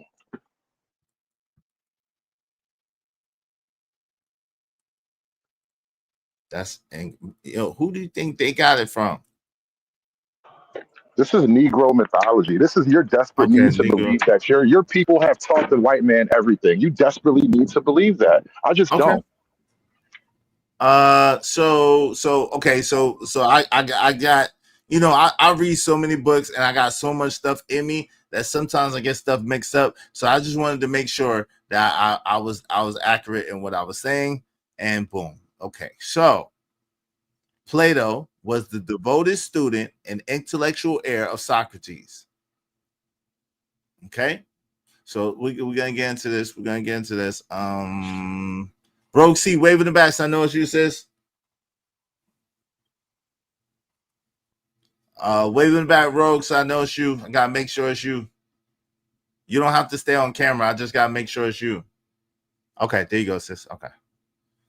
Hey, Rogue, what's going on, sis? All right, so now, go ahead. I just wanted to say, Izzy, you're right, because Socrates, Plato, they were Greek. Alexander the Great, he conquered a lot of land between Turkey, what is now today is Turkey, but he also did conquer a lot of land in what is now Egypt, which is why Cleopatra, as much as we like to say that she was black, no, she was Greek. The whole family of Cleopatra was Greek. So yes, by the time the Romans got their whole mindset, you're both saying the same thing. Right. Plato, Socrates, all of them were Greek. They taught the Romans. The Romans ended up coming back to the Greek because, again, we know Caesar and Mark Antony had a thing with Cleopatra. So y'all are both right. Right. So yes, Socrates, Aristotle, and Ptolemy and Alexander the Greek were Greek. And the Romans got it from the ancient Egyptians. That's what I'm saying. It originally came from the ancient Egyptians. I was trying to do the history, but he keeps cutting it off. But I was trying to do the history to say that Socrates was the mentor of both Plato and Alexander the Greek, or the Great as they call him. And then when they sacked the temples of Alexandria, they stole the books, and that's how Aristotle is said to have come up with over 700 books. That's why it's called Alexandria. He conquered that entire area. Exactly. Multiple areas are called Alexandria. He conquered those areas, stole what I guess you can't. Yes, we know what today is stolen, but it was just part of the conquest of war. So he took that information. That's why even now Rome dedicates their bathroom system, their running water system to Egypt. All of that, but even that, we don't even have to go there. I'm just I'm saying is this whole idea, because his premise was that white people came up with the idea of democracy, and that's a lie. That's not true. It's not true at all, and that's all I was trying to say. Yo, Pan, waving the back, so I know it's you. Yo, I'm not. This is not the Keon. This is not to prove that ancient Egyptians were black story. This is not that. I can, and all I would do. Let me refer you to Dr. Ben Yosef Yakinen, or may he rest in peace. The Black Civilizations of the Nile. Go ahead and read that book, and then he does an excellent job of showing that the original people, the people of Egypt, were Nubians. So he does an excellent example of showing who took over at what time and what wars happened, and what he's an excellent scholar. Look at Dr. Ben Yakinen. He's awesome for that. Okay. All right, what's going on, Pam? What say you, bro? Peace, and thanks for having me up again. And like I said in the comments, I appreciate you creating more awareness about this particular topic that I brought to your panel. But just to be brief, as far as the existentialist crisis that the Black American community is facing, my question is, to any Black American that supports mass immigration and turns a blind eye to illegal immigration, my question is, don't you realize that the accumulative effect is that there will be less majority Black American communities? There will be less majority Black American cities, towns, counties, and congressional districts as the total number of majority Hispanic and majority Asian cities, towns, counties, and congressional districts increases. Or in other words, Black America is right now forfeiting their demographic power and their political power to foreigners that would never allow you to take over cities, towns, communities, etc. in their countries of origin. When you go to Mexico, ain't no majority Black American cities, towns, or counties. I got family in the Philippines. I have Filipino ancestry. When I went to go visit my family in Manila, ain't no majority Black American sections of Manila. So, I mean, Black Americans have to decide, and I'll say this in closing, Black Americans have to decide, do you even want to exist as an ethnic group? Do you even want your own communities? Shit, let alone a city or a town or a county or a congressional district. Do you even want your own block? If not, then just keep doing what you're doing. Left one is take over everything. Right, but this is the thing. So basically, you and Hoodservative are saying the same thing, but at different spectrums of that conversation. So give me one quick second. Mama, you're right. This is what I told Q Butter and them on their panel. Shout out to Psychopaths, shout out to Q Butter and them. This is what I told them on Psychopaths panel, and they had a lot of pushback for me. I know that we don't live in a democracy. I know that we live in a republic. At the same time, it's a democratic, but for the uninitiated, I say democratic republic, so that we don't have to get, you know what I'm saying, caught up in the minutia. But you're absolutely correct. I do know that. But I just don't want to get caught up in the minutia of trying to argue, because I got to go into bigger science to try to explain to Negroes why we don't live in a democracy and why we actually live in a republic. And that I don't want to do all that. Shout out to Mama. Say, thank you for the Angry Man, real good in history. You should get him on. Shout out to that. I'm real good in history too. I know on a certain level, bro. I know. Hold on, real quick. I know a lot of things that Angry Man knows as well. We studied a lot of this stuff together. So shout out to Angry Man. Go ahead. What are you saying? I was just going to say, on a certain level, it almost doesn't even matter what you name these countries, because North Korea is the Democratic People's Republic. So they're republic, they're Republican, and they're a democracy, right? But they're not what we are, and so like getting caught up in these labels is not really helpful to what you actually want overall.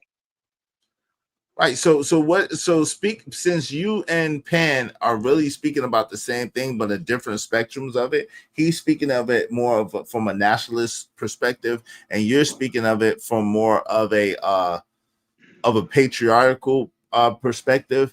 No, I'm nationalist just as he is. But he's speaking of it as a black nationalist. You're speaking of it as far as like he's a fucking mulatto. Hold on, you're not even paying attention, is? Yo, I am, but chill with the F. Hold on, time out. Chill with the F bombs, number one, and number two, I pay close attention. He's not including himself. He's talking about black people in America. I'm not stupid. I'm not slow at all. I'm much smarter than all of y'all. So chill. The fuck are you talking about?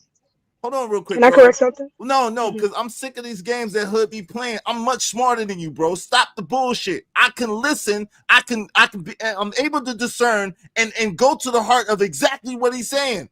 He's not including himself. I'm not dumb. What's wrong with you? Go ahead, Rogue. I just wanted to say, because Hood is over here saying act like they smart. You're not smart, bro. You're just a coon. You're just a goddamn sellout. You're just somebody that's sniffed the farts of white people. That does not make you smart. Go ahead, Rogue C. Can you hear me okay? Yes, ma'am. Okay, I was just correcting, because just because North Korea wants to say they're the Democratic People's Republic, that doesn't make them a democracy.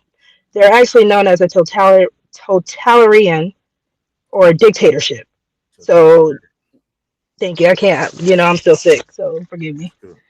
Thank you. That was a difference I wanted to highlight.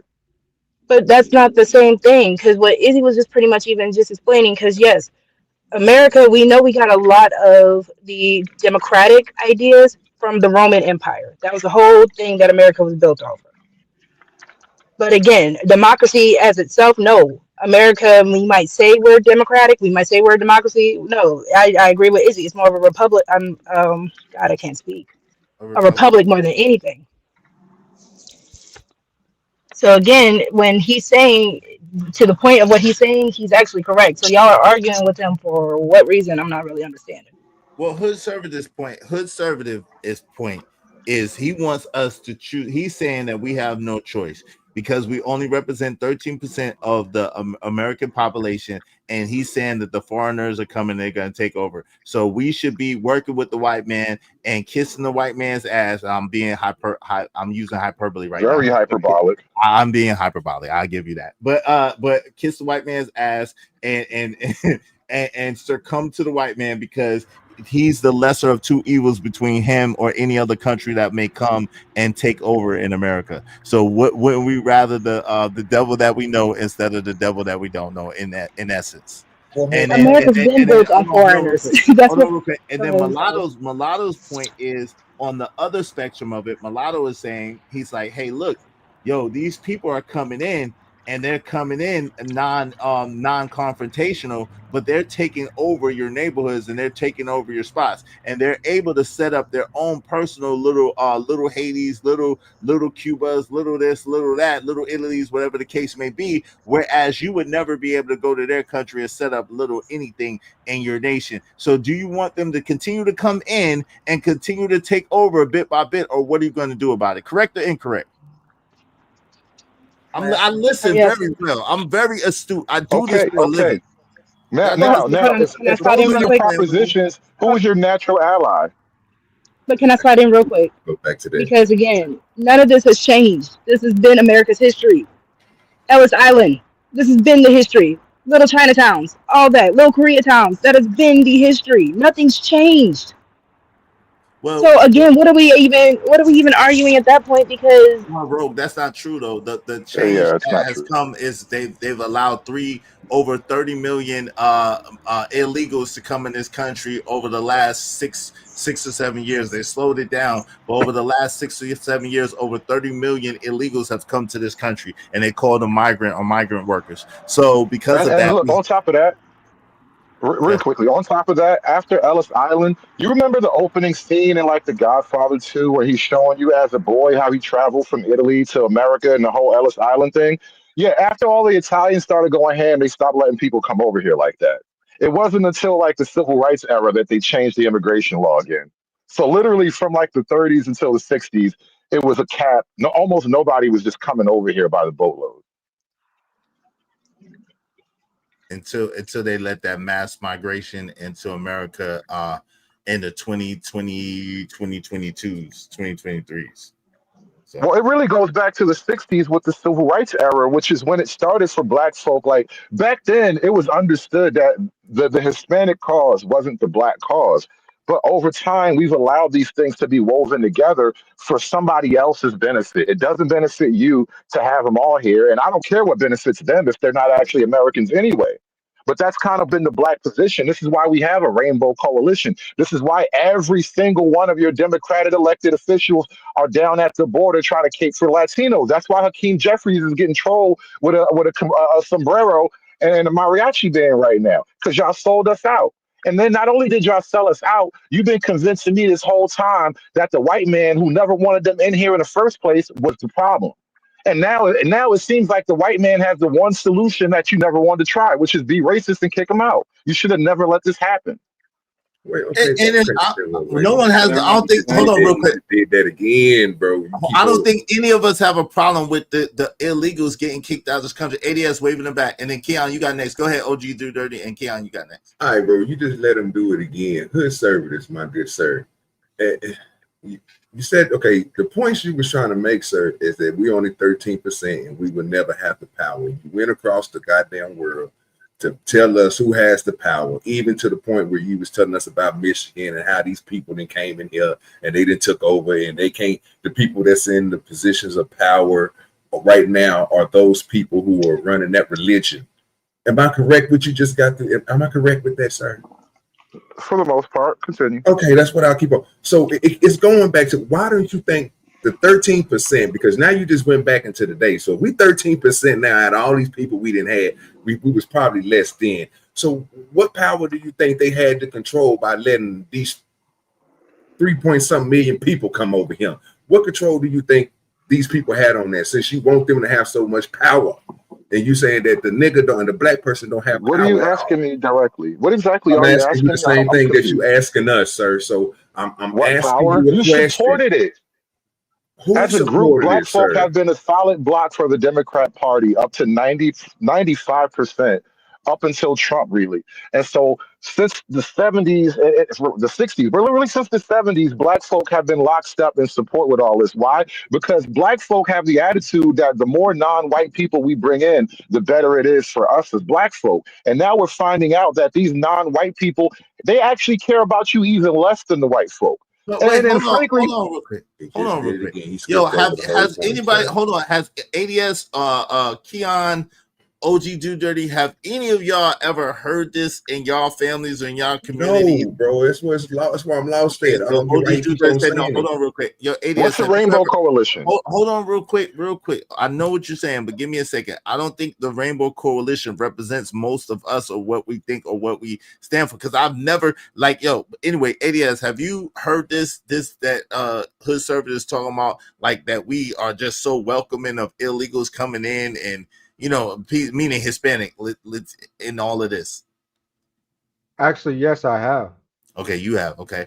Keon, my uncle used to tell me that all the time. He said they come over here just like any group of men to conquer you, right? So when you move a bunch of Latin people into your neighborhoods, their goal isn't to really mess with you, it's to conquer you. So your women throw themselves at the Latin dudes like it's fucking gravy. You know what I'm saying? Like it's all good. Y'all with the F-bombs, please, bro. Please, y'all. Yeah. So you know what I'm saying? They come over, take over the businesses, put you out of business, all that good stuff. My uncle mentioned that about about 15, 20 years ago. People thought And he what was crazy when he cool, said stop right there. Hold on real quick, OG. So were the people accepting of this is what I'm asking, ADS. Were the people around you accepting of this, or was it massively accepted or and celebrated or no? Yeah, look at your women. Look at what your women are fighting for. Yeah. Okay. Go ahead, OG, and then I'm gonna pass it to Man, Keon. this nigga Lord ADS is tripping, man. I rock with Lord ADS, but he just literally just told us, bro, as a child, he was told by his uncle these type of things. So by the way that your uncle was speaking to you, you're gonna sit here and tell me and Izzy and everybody else that he agreed with letting them niggas over here. After he just told you what the consequences was of letting them over here. Come on, man. You sound like hood conservative, bro. But he What you made a doing? point. He made a good point even back then that what we was doing, and that's what we did as a black community. We way too welcome of people who. But Lord don't ADS, have he any asked type you, of- did the man support it, sir? No, I was clear. He was saying that he's saying that I asked him what overall did the community support him, and he said yes, and then he said his uncle meaning was one of the only ones that was against it. Hold on real quick. I'm telling you, OG Do Dirty. He's saying that his uncle was one of the only ones that was against it, but everybody else around him, and that's why I asked him the qualifying question to understand. He said everyone else around him was basically with it, but his uncle was one of the only ones that was against it, and he told him why. Is that accurate, ADS? Very accurate. Yeah. This nigga lying. This nigga said the women. He didn't say nothing about the community, bro. He literally said the women. He said, "Look at come on, OG. That's your community, nigga. Trust me." He said, look, come on, stop it. He said, look at your woman. He said, look at your women. But he said the community as a whole first, yes, and then he said, look at your women. Yo, Keon, go ahead. What say you, Keon? In your experience, do the people around you mostly accept other people coming in, like Latino people, Arab people, whatever the case may be? Were they welcoming of them, or were they kind of standoffish to them coming in the neighborhoods? How was it for you? Well, technically for me, when it comes to like immigration and stuff, I live in the Midwest, so unless you like in Chicago or one of them big cities, you probably not gonna see a lot. We've been seeing. I just came back to the big city, Indianapolis, though, in my state, and I've been seeing a whole bunch of Haitians and all kinds of stuff. I ain't gonna sit up here and make it seem like that we best friends with them, but it's not like we over here, dissing them or saying like they need to go back to their country or something like that. I done heard that jokingly for sure, but like, yeah, I don't think we really mean it. Okay, I got you. I mean it. Hold on real quick. What did you want to add to the conversation beside that, Keon? You got the floor. No, yeah, because I had a question too for him. So like, I just really want to see if where's the common ground. So do Hood, and pretty much any conservative up here or whatever you claim, are you against immigration, period? Like you just don't want people to come to our country, period? Or is it just the Yes. illegalization? Oh, so you just don't want people to come, period? Okay. We don't even need more white people from Europe. I don't trust them niggas neither. I think we should lock down and focus on us right now. We need to make babies and build walls, bro. I don't know. See, usually, I think people. How is that a bad prescription for your country? I'm just saying it's funny. I didn't say it was bad or good. I just think it's funny. Make babies and build walls. It's hilarious. I like to tell jokes with the truth. It helps it go down. Niggas need sugar pills and shit. But that's the reality of it. How else do you really run a country? You need people to make babies. So us as Americans, we have to actually make more Americans. Like even the Latinos, we have a sufficient self-sustaining Latino population way before we flooded the gate with all these new niggas, right?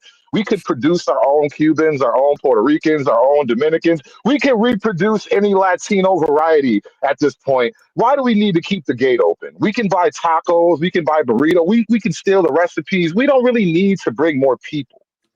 But dude, it's crazy. I mean, well, immigration gave America the richest nigga in the world. So you know what I mean? That's what I'm saying. Like I think that there's some positives to immigration. I'm not gonna sit up here and make it seem like we need to shut the wall down. But my brother in Christ, rich people are unstoppable. Elon will go where he wants to go. That's the power of being the richest man ever. He's here now. I mean, regardless of that, he's here now. He's here because we're America, bro. He's trying to save America from what's coming into. Globalization that made America rich. You think so? You no, really America believe was that? rich already. We were rich after World War II, just because everybody else was broke.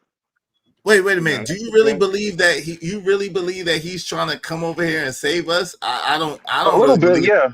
I don't really Well, believe that. think That's the about whole what reason. he's done for the right way in conservatism just by buying Twitter. Like you can't even, you probably wouldn't even be having these conversations about black fatigue and all white Christian nationalism That's if it where we wasn't alive disagree on at. Twitter. That's where we disagree at, Hood, because you Well, could deport that down apartheid ass nigga too. Get him the hell up out of here. I mean, you could, but I don't know what his immigration status is, but he ain't going nowhere, bro. Y'all are wild people, man. Hey, yo, let me read this. Hey, shout out to my guy Emperor Cole said money moves this whole globe. Yes, it does. Yo, D-Rock said, y'all fools know the government is shut down as we speak, right? Y'all know yes, we do. Yes, we do. But they still out I there can't tell. harassing people. Hey, now the dollar said now there was a myth, or should I say a prediction from a college professor I took in 2018 at the master's level teaching a sociology refresher course. He spoke that Asians and Latinos in 2050 will be, I guess, the dominant society. Yeah, I mean, because they outbreed us. They outbreed everybody else. Cash Key even said Mansa Musa was giving out gold on his way to Mecca. You think his people didn't have rights? Yeah, he was. That's a fact. Mansa Musa was a slave trader, bro. Like, listen me with the rights talk. Oh man, I don't know about that. What are you talking? Yo, I never heard that. Well, listen. You think he was rich because he was mining gold? No, he was selling people. Slaving is the most lucrative industry ever, and he was the king back in his day. Selling booty is, but anyway, selling booty is also slavery, brother. That's where selling booty came from. Slavery. What do you think the females did? They didn't. Yo, anyway, LOL. Is he talking about? He offended you something else. Like you are hard of hearing, too strong arm. You into seeing as he does. Hood servitors, stop it. You are all over the place. Yes, he was all over the place. He really was. That was just like crazy. But he is his ghetto Jedi mind tricks, but they don't work on me. You don't see the common thread in all the points I brought up. This is all about demographic replacement, though. But the problem was that you mischaracterized what I said. You didn't really listen to what I said, and then you try to put words in my mouth, and then you use your own resources to substantiate a bullshit argument. That was the issue. Shout out to Emperor Kojak 303 the Great, and I know blacks and whites that live in Dearborn, Michigan. What's up, Lord? ADS, what's going on, good brother? Right, Izzy, I know I live around Arab Muslims. I've smashed quite a few Arab Muslim women. Oh Lord, what's up, Jay? What's going on? Jay Conservador in the building said Minneapolis, Minnesota is ran by Somalians now. Okay, shout out to that. What's up, Gina 789? You don't have history. Don't shout out that. You don't have history with those other race of people. I'm not saluting that. I'm just saying. Anyway, what's up, Just Me? Hey, is he Band's panel chat? This man crazy, man. He be coming, and then he wonder why. Hey, what's up, Easy? What's going on? Hey, the Audacity Show is, in a way, yes, the Romans were heavily influenced by the Greeks, which were influenced by the Cometics. Anyway, the Nubians, the blacks. When Rome was still growing, they came in contact with Greek colonies in southern Italy, and later, after they were conquered. Yeah, but what do you think? Wait, who do you think those people were? Those people were black in Italy, bro. Yo, shout out to Blanco. Money rules everything, everywhere. A few $1,000s, you can buy land, houses, businesses, and other countries at will. Yeah, right. Facts. Nah, no facts. Some It places, is facts. some places you could buy. Some places you could buy it, but you ain't gonna own the land, and you because you got. But so it's not just facts. But look, who you when buy I say, it from? well, you buy it from the bank, bro. So most people don't understand. When you go over to another country, bro, you got to bring something to that country, bro, before they allow you to be in there and start developing. They want you to help them so they can help you. They want to get the money out your pocket. That's why they come in there and they don't do the same thing they do over. They give you higher numbers when you go over there. So again, you go over to a place, you pay money. You got you probably got, you know what I'm saying, a couple of your 1,000 there over here, like Hood Service saying, you got to have money. It's not, you got to have the pocket change. But when you go over there, you invest into that country, bro. And then what they end up doing with these programs and stuff that they have over there, when you pay a lot of money into their bank, bro, what they're going to do is end up making you a resident. you gonna have residency. You gonna have residency. Sounds like corruption to me. Hold on real quick. Hood. Shout out Yeah, to my man. it might be. Hold on real quick. Shout out to DJ, right? And now I'm gonna get shout out to DJ Wish Doctor. Thank you for the $5 compensation for conversation. Salute to you, DJ Wish Doctor. I appreciate you, good brother. Shout out to Nine Dollar said, Lord Jesus, see how reference the white man. Yeah, he references the white man. I get it. Hey, listen, y'all help us reach our goal. I think we just need 22 more people, at least $5 a piece. Help us reach our goal. Everybody throw $5 at me, man. Hit the like button, throw $5 at me. Help support the show so we can keep our show going. I greatly appreciate you. Go ahead, family. You were saying something. Yeah, but as long as you invest into that country, bro, eventually what they're gonna do is let you buy property and own things over there. But you're gonna have to put into. You just can't go over there and think you're gonna do like you do here in America, sir, and just buy something like I own it. No, you're not a citizen over there. Nothing. So once you go through the process of being a citizen over there, again, you're going to be helping the economy. You're going to be able to buy some stuff, bro. Especially if you work in an online job, if you got a good paying job here where you able to do stuff over, bro, you good. I want to ask a question here because I noticed that this Negro mythology that we all throw around doesn't really get questioned much, and a couple of simple questions tend to blow it all up. Does anybody, and I don't know this offhand, but I'm following my gut right now, and my gut usually leads me in the right direction. Does anybody know the name of any ancient Egyptian senators? Like, I'm pretty sure you could look this up because I know Egypt had a pharaoh, which is essentially a king. And so that doesn't really give room for, the democratic system of governance. So, like, is there an ancient Egyptian senator of record? Because Egypt has records that people can look up. We know what happened. I'm about to tell you, Imhotep is he was a senator? Yes, he was a vice. They called him vice regents. Yes. Vice regent is like the ruler, though. A regent is a ruler. That's an I know, but position. So that's like the co-ruler. Hold on, I'm trying to answer you. You say you don't know, and I'm trying to answer you. The most notable senator, the most notable one is Imhotep, and I'm letting you know. So they held multiple positions, and they were of high esteem. He had a court, and they had an AMP system, and in this court, he had physicians. He had magicians of sorts. He had spiritualists. He had astrologists and geologists, and so these were the people who made up the king's court or the pharaoh's court or whatever the case may be, which was the Senate of old. And even to the way that they held, I'm sitting here telling you. Even to the way that they the council and the way that they had it set up, you see it in the court system today. How it actually was the square and all this stuff. Go ahead. What'd you say, Cascade? Yeah, if I may, I'm not gonna be here long. Go ahead. But when you started with the subject, you were talking about, at least when I joined in, started listening, you were talking about how Black people should get together to become more powerful, right? The small hats, and that they were a smaller population, but allegedly they control everything, right? And you said that a 13% population should be able to control then even more, should be able to do more. And then here comes Hoodservative, instead of addressing that, about the elevation of Black people, he's talking about replacing the so-called oppressor class of white people with another class, let's say Africans or whatever.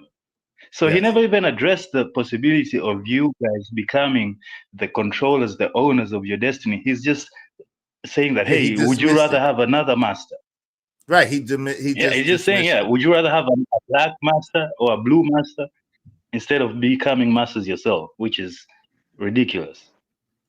Black folk definitely want to wear the small hat. I swear to God, it's hilarious every time I hear Black folk act like they want to wear the small hat. Listen, if you want to be like them, you have to do like them. And unless you're willing to do every little thing that it takes, miss me with that. It's such wishful thinking. You, at 13% of the population, you need to make decisions from where you are, not where you want to be. So, if 300, if the Spartans thought like that, then they would. If Achilles thought like that, we wouldn't know who Achilles was to this day. That's the problem. And I believe it's even higher than that. And the small hat. But I'm gonna let hold on real quick. I'm gonna let him have his fanciful 13%. That doesn't even make sense, but it is what it is. I'm gonna let him have that. But and logically, that don't even make sense that that's the same numbers. But hey, it is what it is. It is what it is. People let people just tell. Hold on, Cash Kid. People let people just tell them anything and say anything to them, and they believe anything. So it is what it is. The point is that why would we have to choose between two, and what I asked you before, between two evils, instead of empowering ourselves and being the best and doing the best we could be to be self-sufficient and self-reliant? I keep saying the same thing. Why can't we do that? Exactly. And if I may, I'm going to drop off. But I mean, even if that's the 13%, right? He's absolutely correct. That's the small hats Greenfield, though. are smaller, right? Cash Kid, let me ask you a couple questions now that you're up here. So Wait, just answer this. The small hats are smaller go ahead. population, right? Yes. The small hats, they are a smaller population, right? Yes. And would you agree that they control a larger, percent of production and means of production? Yes. This is for hood, though. But if it does, then I don't see why the 13% is an issue. The number 13%, it shouldn't be an issue.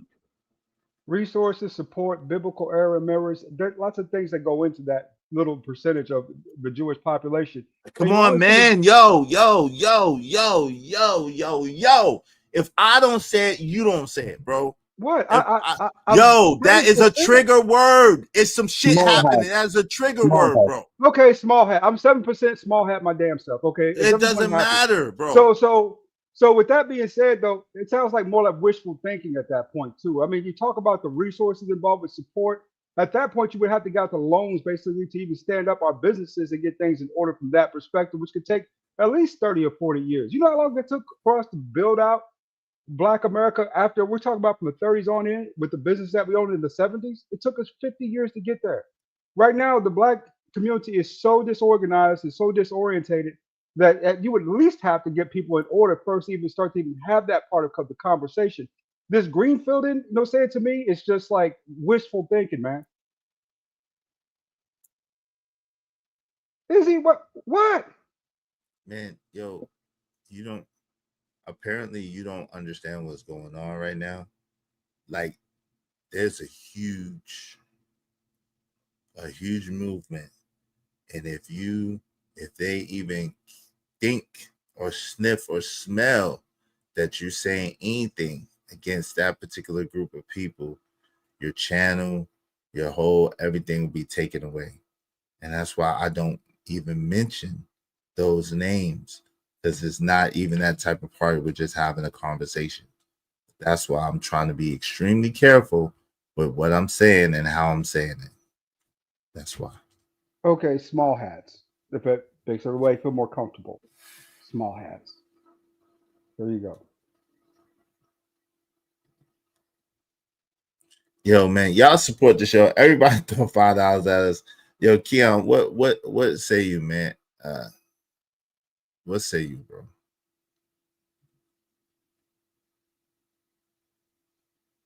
Because I'm affiliated with Izzy, they might try to take my shit down. God damn. Yeah. Everybody support the show, man. Support the show. Like, I like having a conversation, but like we gotta like protect, and that's what I'm saying. If everybody throw $5 at us so we can keep our channel going, and we gotta protect the channel. Like, you know what I'm saying? There's a reason why I say the things I say and I don't say other things. So if you never hear me say it, then I need y'all to follow suit and understand that there's a reason. Like, I know, you know what I'm saying? Izzy, I apologize if I did something to jeopardize your channel today. It's all good. But let's also say this. I sent you a Cash App yesterday. You don't know my first name? No. Oh, thank you, brother. I appreciate that. No, I Yeah, mean, yo, nah, but I don't, you know what I'm saying? I don't what you call it, I don't say people's government, but I appreciate the yeah. It's Hebrew for physician. I got you. I appreciate it. Shout out to Poppy Blanco said, I thought you said with Mob Trump on top that everybody can say what they want. Well, I didn't say that. It got better, but then when it got worse, it got better in some aspects, but it got worse. Listen, it's a trade-off. We traded. We can say more things about women and LGBTQ plus, but we can say less about small hats. So it's a trade-off. We can say more about women and what we feel about the women and LGBTQ plus, but we can say less about small hats. It's just what it is. Just what it is. And this is what I'm saying. Little hats, whatever you want to call them. But yeah, it is what it is, man. We gotta just be honest and real, man. Shit is stressful, and this is what I'm talking about, essentially, right? I'm not with a conservative that wants to trade one oppressive regime for another oppressive regime. No, I want the freedom to be able to say what I thought, say what I think, say what I want to say, do what I want to do that doesn't negatively affect anybody else, and live my life. You know what I'm saying? That's what I would like to do. That's what I'm trying to do. You know what I mean? You can say wild shit about ninjas all day, but if you utter the least little thing about you're canceled quick as F. Yeah. You sound scared to have everyday conversations. Hate speech is different than casual conversations, not illegal or but the thing is that's not true. It's not yet, and that's not true. I'm not scared of anything. At the same time, like I didn't work this hard to build up my channel and to build it up for somebody else's thoughts or opinions to tear it down. So you can say what you want, but like you know what I'm saying? At the end of the day, I work hard, easy. I work hard. You know what I'm saying? And put a lot more into comfortable, I'll leave. If it makes you don't have to do that, bro. Why we just talking about the subject. You don't have to leave. Like you have to do that. It's all good. I mean, we about to close down. You know, it's all good. We about to close down in about 24 minutes anyway, so it's all good. You could converse. We just talking about the subject. He's saying I sound scared, so I'm explaining to him. But anyway, y'all make sure y'all support the show in the meantime between time, man. Y'all make sure y'all support the show. Keon, what say you, bro? Cash Kid keep coming in and out. Your Wi-Fi, Cash Kid, your Wi-Fi tripping, man. Your Wi-Fi tripping. You there? You gotta line your crickets up, Cash Kid. You gotta line your crickets up. Yeah, your Wi-Fi bugging out. Where they on top of the house, man? Cash Kid. Yo, can anybody hear OG Do Dirty? You there? Yes, sir. Yes, sir. What say you, good brother? Yeah, man, we just a lot of things said, bro. I just think, bro, some people just don't believe in black. They just think blacks is the worst thing ever that came along, and they gonna point it out. I mean, even the points we were talking about, y'all had a whole conversation, bro, on who started a system. You know what I'm saying? Like that in itself, bro, was crazy, right? You know what I'm saying? And then when you get the information, you don't even take the information in, you still see it as bullcrap. Like that was crazy to me. You know what I'm saying? Like you put it up there. I mean, easy Google search for you to do for yourself, and you reference the book. You know what I'm saying? That a person can go read and get the knowledge for themselves, and might sustain some more different information. You know what I'm saying? That you might be able to use in a different conversation, which you will know. But I mean, just to think, bro. Even when I think there was Pan Mulatto. Even when he came up here, I mean, it was the same thing. They were both saying the same crazy points, as if they want to know where's the black power at, bro. Like, why y'all ain't got no control? Why they this? Why they? It's always why. And even if you switch the question and ask them, they can't give you an answer to it. Like they don't have a thought or process for themselves. So that throws me off, bro, when we supposed to be having a conversation, not just somebody telling you something and making a statement or saying several different points and thinking they hit. No doubt. No doubt. Hey, thank you very much, Ogle Network coming soon. Appreciate you. Hey, YouTube TOS doesn't dictate between hate and could speak is just trying to be safe. Chill with the triggers, no doubt. Thank you very much, man. Appreciate the $5. Y'all be like my man, Ogle Network coming soon. Support the show, especially I want your comments highlighted in red. Do so through the super chat, through the Cash App. Help support the show. Yo, Cash Kid, is your Wi-Fi all right? Did you get the crickets in line? Plus, YouTube stays adding words to the trigger list. Is currently over 4K words on that list. Yeah. Oh yeah, no problem, Keon. You good? Hey, Reese, how you doing? Yes. Yeah. So I was just saying that black people, like, a lot of black people were going against me on panels earlier, right? And I'm thinking, if they were really serious, right, and they didn't, like Trucker Yell and saying I bring hate and they talk all this shit, they could do what the small hats do. Get your weight up, and nobody can talk shit about you on any platform. Like they. Just saying. If you're taking that route, we need something to leverage against to get the money we need, the resources to actually start building things out and organizing, right? That's been the biggest crux of the black community probably this whole time, has been the resource piece of it. You've got plenty of people who are willing to kind of coalesce and come together for common causes. It's just no one has the funding to do so. That's where we get caught up at. Leverage. But you mentioned something. You said leverage. I don't think it has to be money. Is my point. Sorry, you got it. You got to have something to barter against, right? To bond with that. And then you got the political influence part of it, which is going to cost you some resources too, to get the right people in place to actually push our agendas.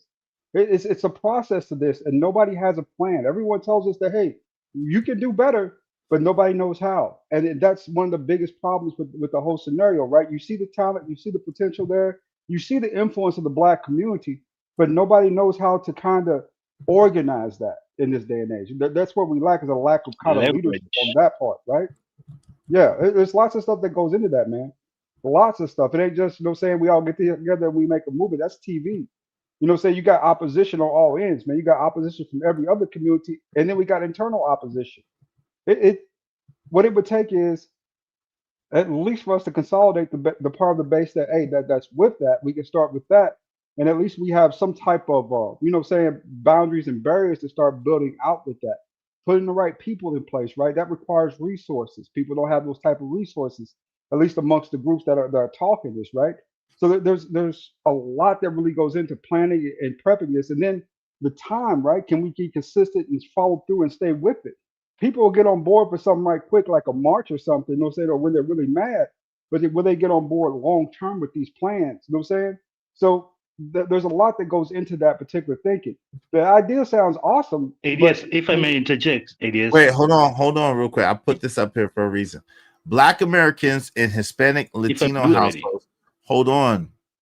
Black Americans and Hispanic Latino households are large consumer groups. But a 2017 report from the University of Georgia indicated that Hispanic Latino buying power was larger than Black buying power, although both groups' spending collectively exceeds that of many other countries. While Black buying power was reported at $1.2 to $1.4 trillion annually in various reports around 2021 to 2022, the Hispanic Latino buying power was over $1.7 trillion. So the money is here. And I've heard by 2025, it was at $3 trillion that so-called black people were spending in America. $3 trillion.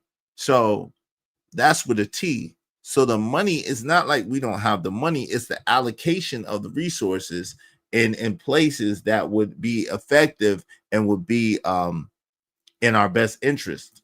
You know what I'm saying? Instead of being so high and prioritizing entertainment instead of being so high and prioritizing trying to look a certain type of way, an aesthetic. If we prioritize political politics, if we prioritize education, if we prioritize having our own, then we have the economic resources to be able to do it. What do you think, ADS? They were getting free money, though. Remember, thousands. Yeah, shout out to D-Rock. What say You you? make a good money, but I mean, you make a good point with the statistic there, right? Because we do spend a lot of stuff. The average black dollar doesn't last. What is it? A whole 8 hours in the black community. That's what they say. Yep. So you would have to convince people that hey, there's a better path and a better way to use your money. I mean, with black people, it's different, right? Whites will gladly give money towards causes they believe in. If they think your cause is what they look to hear or just, and they whatever if they like what you're talking about, they'll throw money at it. You know what I'm saying? They don't have a problem with that, right? With giving you your due. Black folks are a little bit to a lot different in that regard. You know, right? It's to the point where you know, say you would literally have to. I mean, literally convince. I mean, even with our politics, right? You know what I'm saying? If we got $1.7 trillion or whatever, and you know, saying spending buying power, then you know why come progressives are putting out, you know what I'm saying, this money, Asians and everybody else are putting out this money, right? For their constituents, for their lobbying, for everything they want to do, for their bureaucracy, and they're making headway with it versus us. You know, it's barely nickels, dimes, and pennies, you know, right? Depending on the district. So it's something to contemplate, but I mean, it's hard to convince a group of people who are already kind of jaded by the just life circumstances and situations, politics, or a bunch of other crap to buy into something enough to fund it to get it to where we need to be. It's a very difficult to do. You would have to be really convincing to a large crowd of people for a long time to do that. Well, I mean, but that's what it's going to take. I mean, we have the buying power. We have the money. It's going to take us buying in and finding things that we align on and agree on and putting our money behind it and having our own. So Empowernomics, our good friend, Dr. Claude Anderson, may God continue to give him great health and great strength, and appreciate that, brother. Dr. Claude Anderson has put out a blueprint and a plan. You know what I'm saying, for Black people. It's a 5-stage plan. You know what I'm saying? And so Powernomics, if you get that by Dr. Claude Anderson, he clearly spells it out and points it out. Shout out to Gas Mask, yo. And he actually spoke about this, about what would happen if we did continue to allow other people to come in and take over, that we would be a permanent underclass in America. He spoke about this often. Yeah, you don't want to be at the bottom of the bottom in this race called life, right? Right. So you allow another group of people to come in and usurp your power and use it to their advantages, right? So at that point, you don't even have a voice anymore. You got to go through them before anybody else even recognize you. Right. But So it's about, you know, saying status and power and a lot of influence in our society, and we're slipping at that at a geographical weight because of a lot of the ideologies we bought into. You know, right? You know what? Oh, go ahead, brother. My No, bad. go ahead, Keon. You haven't said nothing. Go ahead. Yeah. I just with the whole immigrants gonna come over and take over. You know, me personally, I think that to me that's a silly argument, because I mean, the idea that we're working with here, if I mean, at least with the American dream, quote unquote, rather wherever you think it came from, is to advance in life and whatever, you know, career, whatever options that we was given at the time of our birth, you know, until we understand where we coming from. To me, that's what it's supposed to be. So the immigrants are coming from a different place. Their starting point is however old you are at the time. You know, that's how many years technically they should be behind. You know, I mean, there's arguments that they say that the government gives them a lot of more benefits, and that's another argument they say. I gotta look more into that. I don't know, but at the time, if we just going just strictly off of just the American dream and just people, not the benefits, none of that, right? they should be however old you are, that's how many years they should be behind you. And that's why I don't get that argument, because hell, they can take over the ghettos. Because hopefully I'm in a position where I'm in at least the middle class, where I can be in a condo somewhere, and then hopefully in a mansion, and then hopefully, whatever, however progression you see it. So that's why I never got that argument. I feel as though that there should be a continuing progression. I know though that's just ideal all the time. You can mess up, mistakes happen, but the ideal progression is what we always try to, strive for. At least I think. You know what I mean? Right. And that's the point that I was saying. But the problem with that is if they have the numbers and they have the families, they're still having an average of four children, where everybody else is having an average of one or no children, right? So think about this. Think about all the things that they're having us engage in, and all the things that it is pointing towards a sterilization of us as so-called Black people, and a neutering or a neutering of us, right?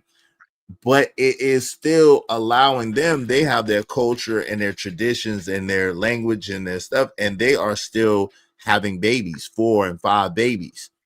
So not only if they right now they're at the bottom, but because there are so many of them and they don't mind sleeping 10 in the house and then putting one on and then putting the next one on and putting the next one on, they're not behind. They're actually coming in at an advantage, especially because of the benefits that they're getting, and especially because of the numbers that they have, and especially since they're still tied and connected to their culture, their language, and their traditions. But So what achievement do they get for that? Like, other than on the statistics or on the paper, they just say that they're doing better than Black people. Like, other than that, like what achievement? Like, why do you think that that's a bad thing in your opinion? because Power, authority, and influence. yeah, hold on. Yeah, because the voting block, they're able to put, okay, so if you have, let's say that you have 10 people in an apartment that costs $2,500, right?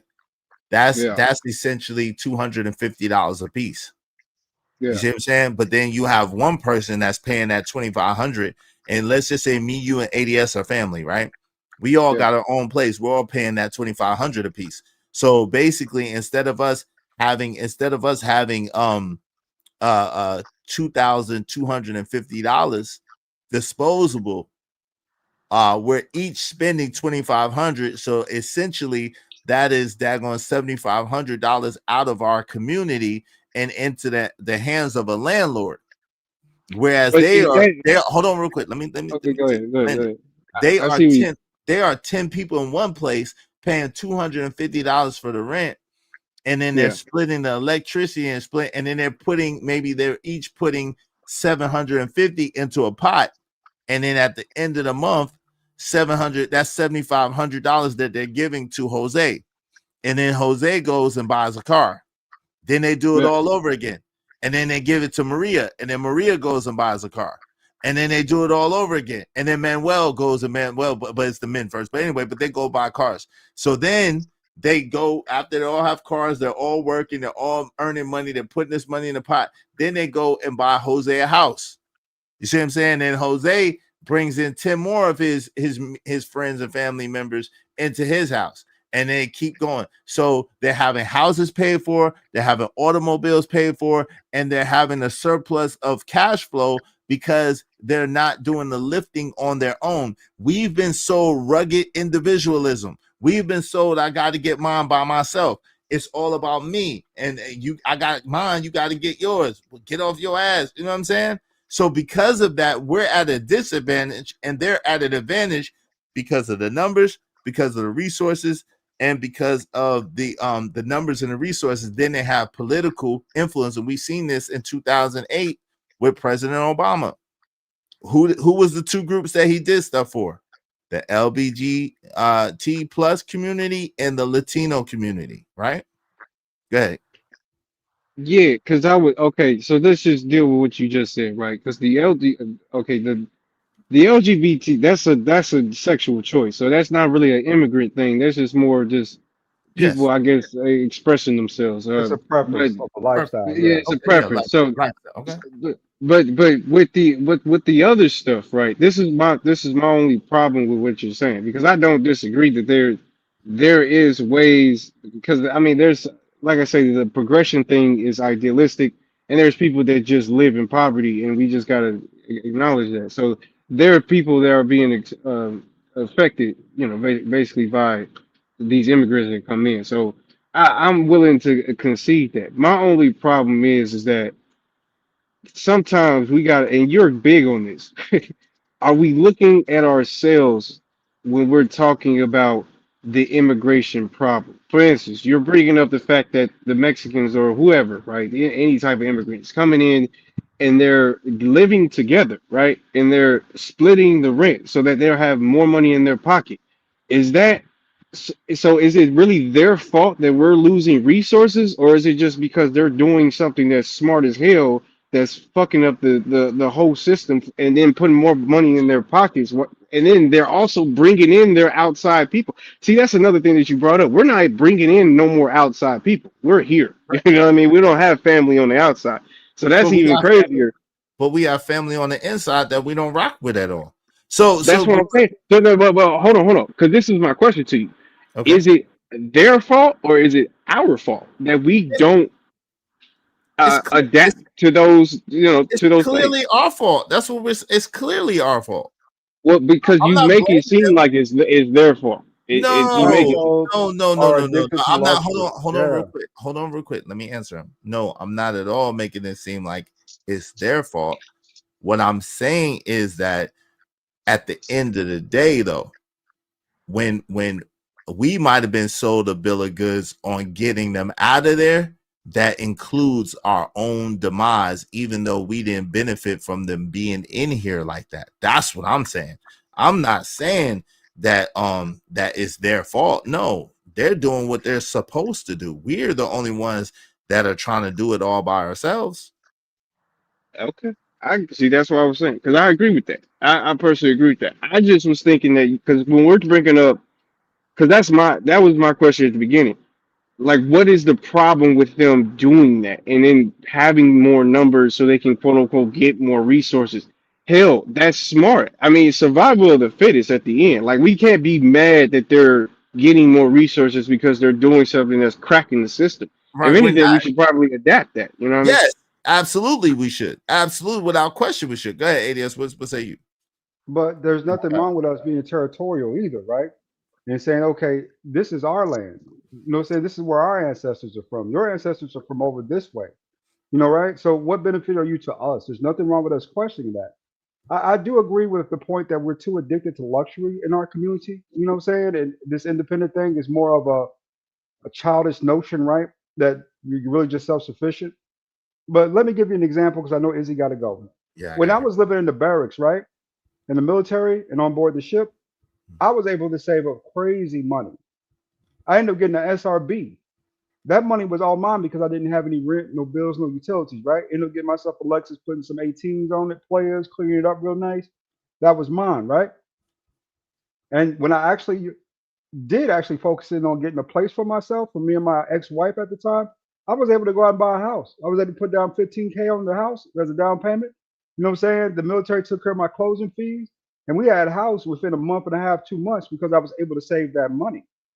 In today's day and age, I don't see that as much, right? Everyone's too independent or too, how you say, self-centered to get in for that type of focus, right? To say, okay, we're going to build something, and what we're going to do is get 3 or 4 in a house. Everybody going to save their money, get themselves a car, and then from there, you know, saying we just going to, you know, saying expand out. I don't see that type of focus in our community. I can agree with that. Izzy, you got to go. Thank you for having me up. Thank you for coming through. Appreciate you. Shout out to you. Shout out to Keon. Shout out to everybody that came through today. Hood Conservative. Shout out to my man OG Do Dirty. Salute. Appreciate you hanging out. Lord ADS. Thank you very much. Appreciate y'all. Thank y'all for kicking it with me. To shout out to Cash Kid Even. Kicked it as well, man. Thank you. Hey, let me read these real fast. Thank you to everybody that sent money. Thank you to my man Stanley D-Rock the Block. Thank you very much to Mama. Thank you to DJ Witch Doctor. Thank you to Ogun Network coming soon. Thank you to Bishop J. Jermaine. I appreciate you, bro, with the quadruple up. Thank you, the triple up. Thank you very much, brother. I appreciate that so much. Hey, y'all be like them. Y'all can support the show at any time. Hit the Cash App, $ Israel Mills, $ IZSHOBNZ. Thank you, HT Bowl 1. Shout out to I just want to shout out. All right, shout out to the Wildest Wake Up Show. Salute to him too. You should hit a Cash App or a super chat. You would have definitely got a shout out. I'll thank you to Lockhart Perspective. She said, and the part that's so disturbing is that we actually aligned ourselves with them and their plight. And once they moved into our position, they showed us who they were. Yeah. Shout out to D-Rock. You can save and or invest that extra income. That's a fact. Lockhart Perspective said, and that's not, and I guess you're saying, let's not forget that no matter where these people decide to live, they are not based on the census, the same as we are, because they are counted as European, as white. Easy said, that's how they F up our economy. 15 people renting a 1-bedroom instead of buying 3 houses. Well, they eventually do buy the houses, but they pay for them cash. And let's not forget that when they come here, they are listed as white, or Asians. That translates to white. There are inherent advantages. Yeah. Well, thank y'all very much for everybody that came through. Shout out to y'all. I appreciate y'all. Salute, peace, Izzy, and the Ismailites. Salute to you. Inflation is making things harder for people. It is, but when you have 4 or 5 people lifting a sofa, it's no heavy lifting on anyone. Y'all, I appreciate y'all very much, man. Make sure y'all like, make sure y'all share, make sure y'all subscribe, make sure y'all tune in to me tomorrow. We definitely gonna have a hell of a show. Well, our things for sure. If you're using voice to text, it is a babbling. It is. I just proved it. Shout out to you. I appreciate you on the Lockhart Perspective. I appreciate y'all. We out.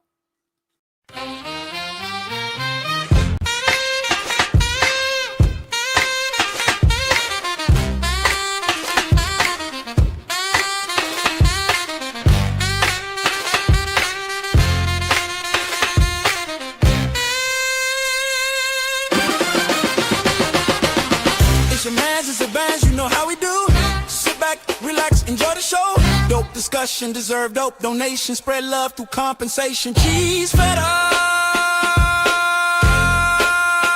the dough. Yeah.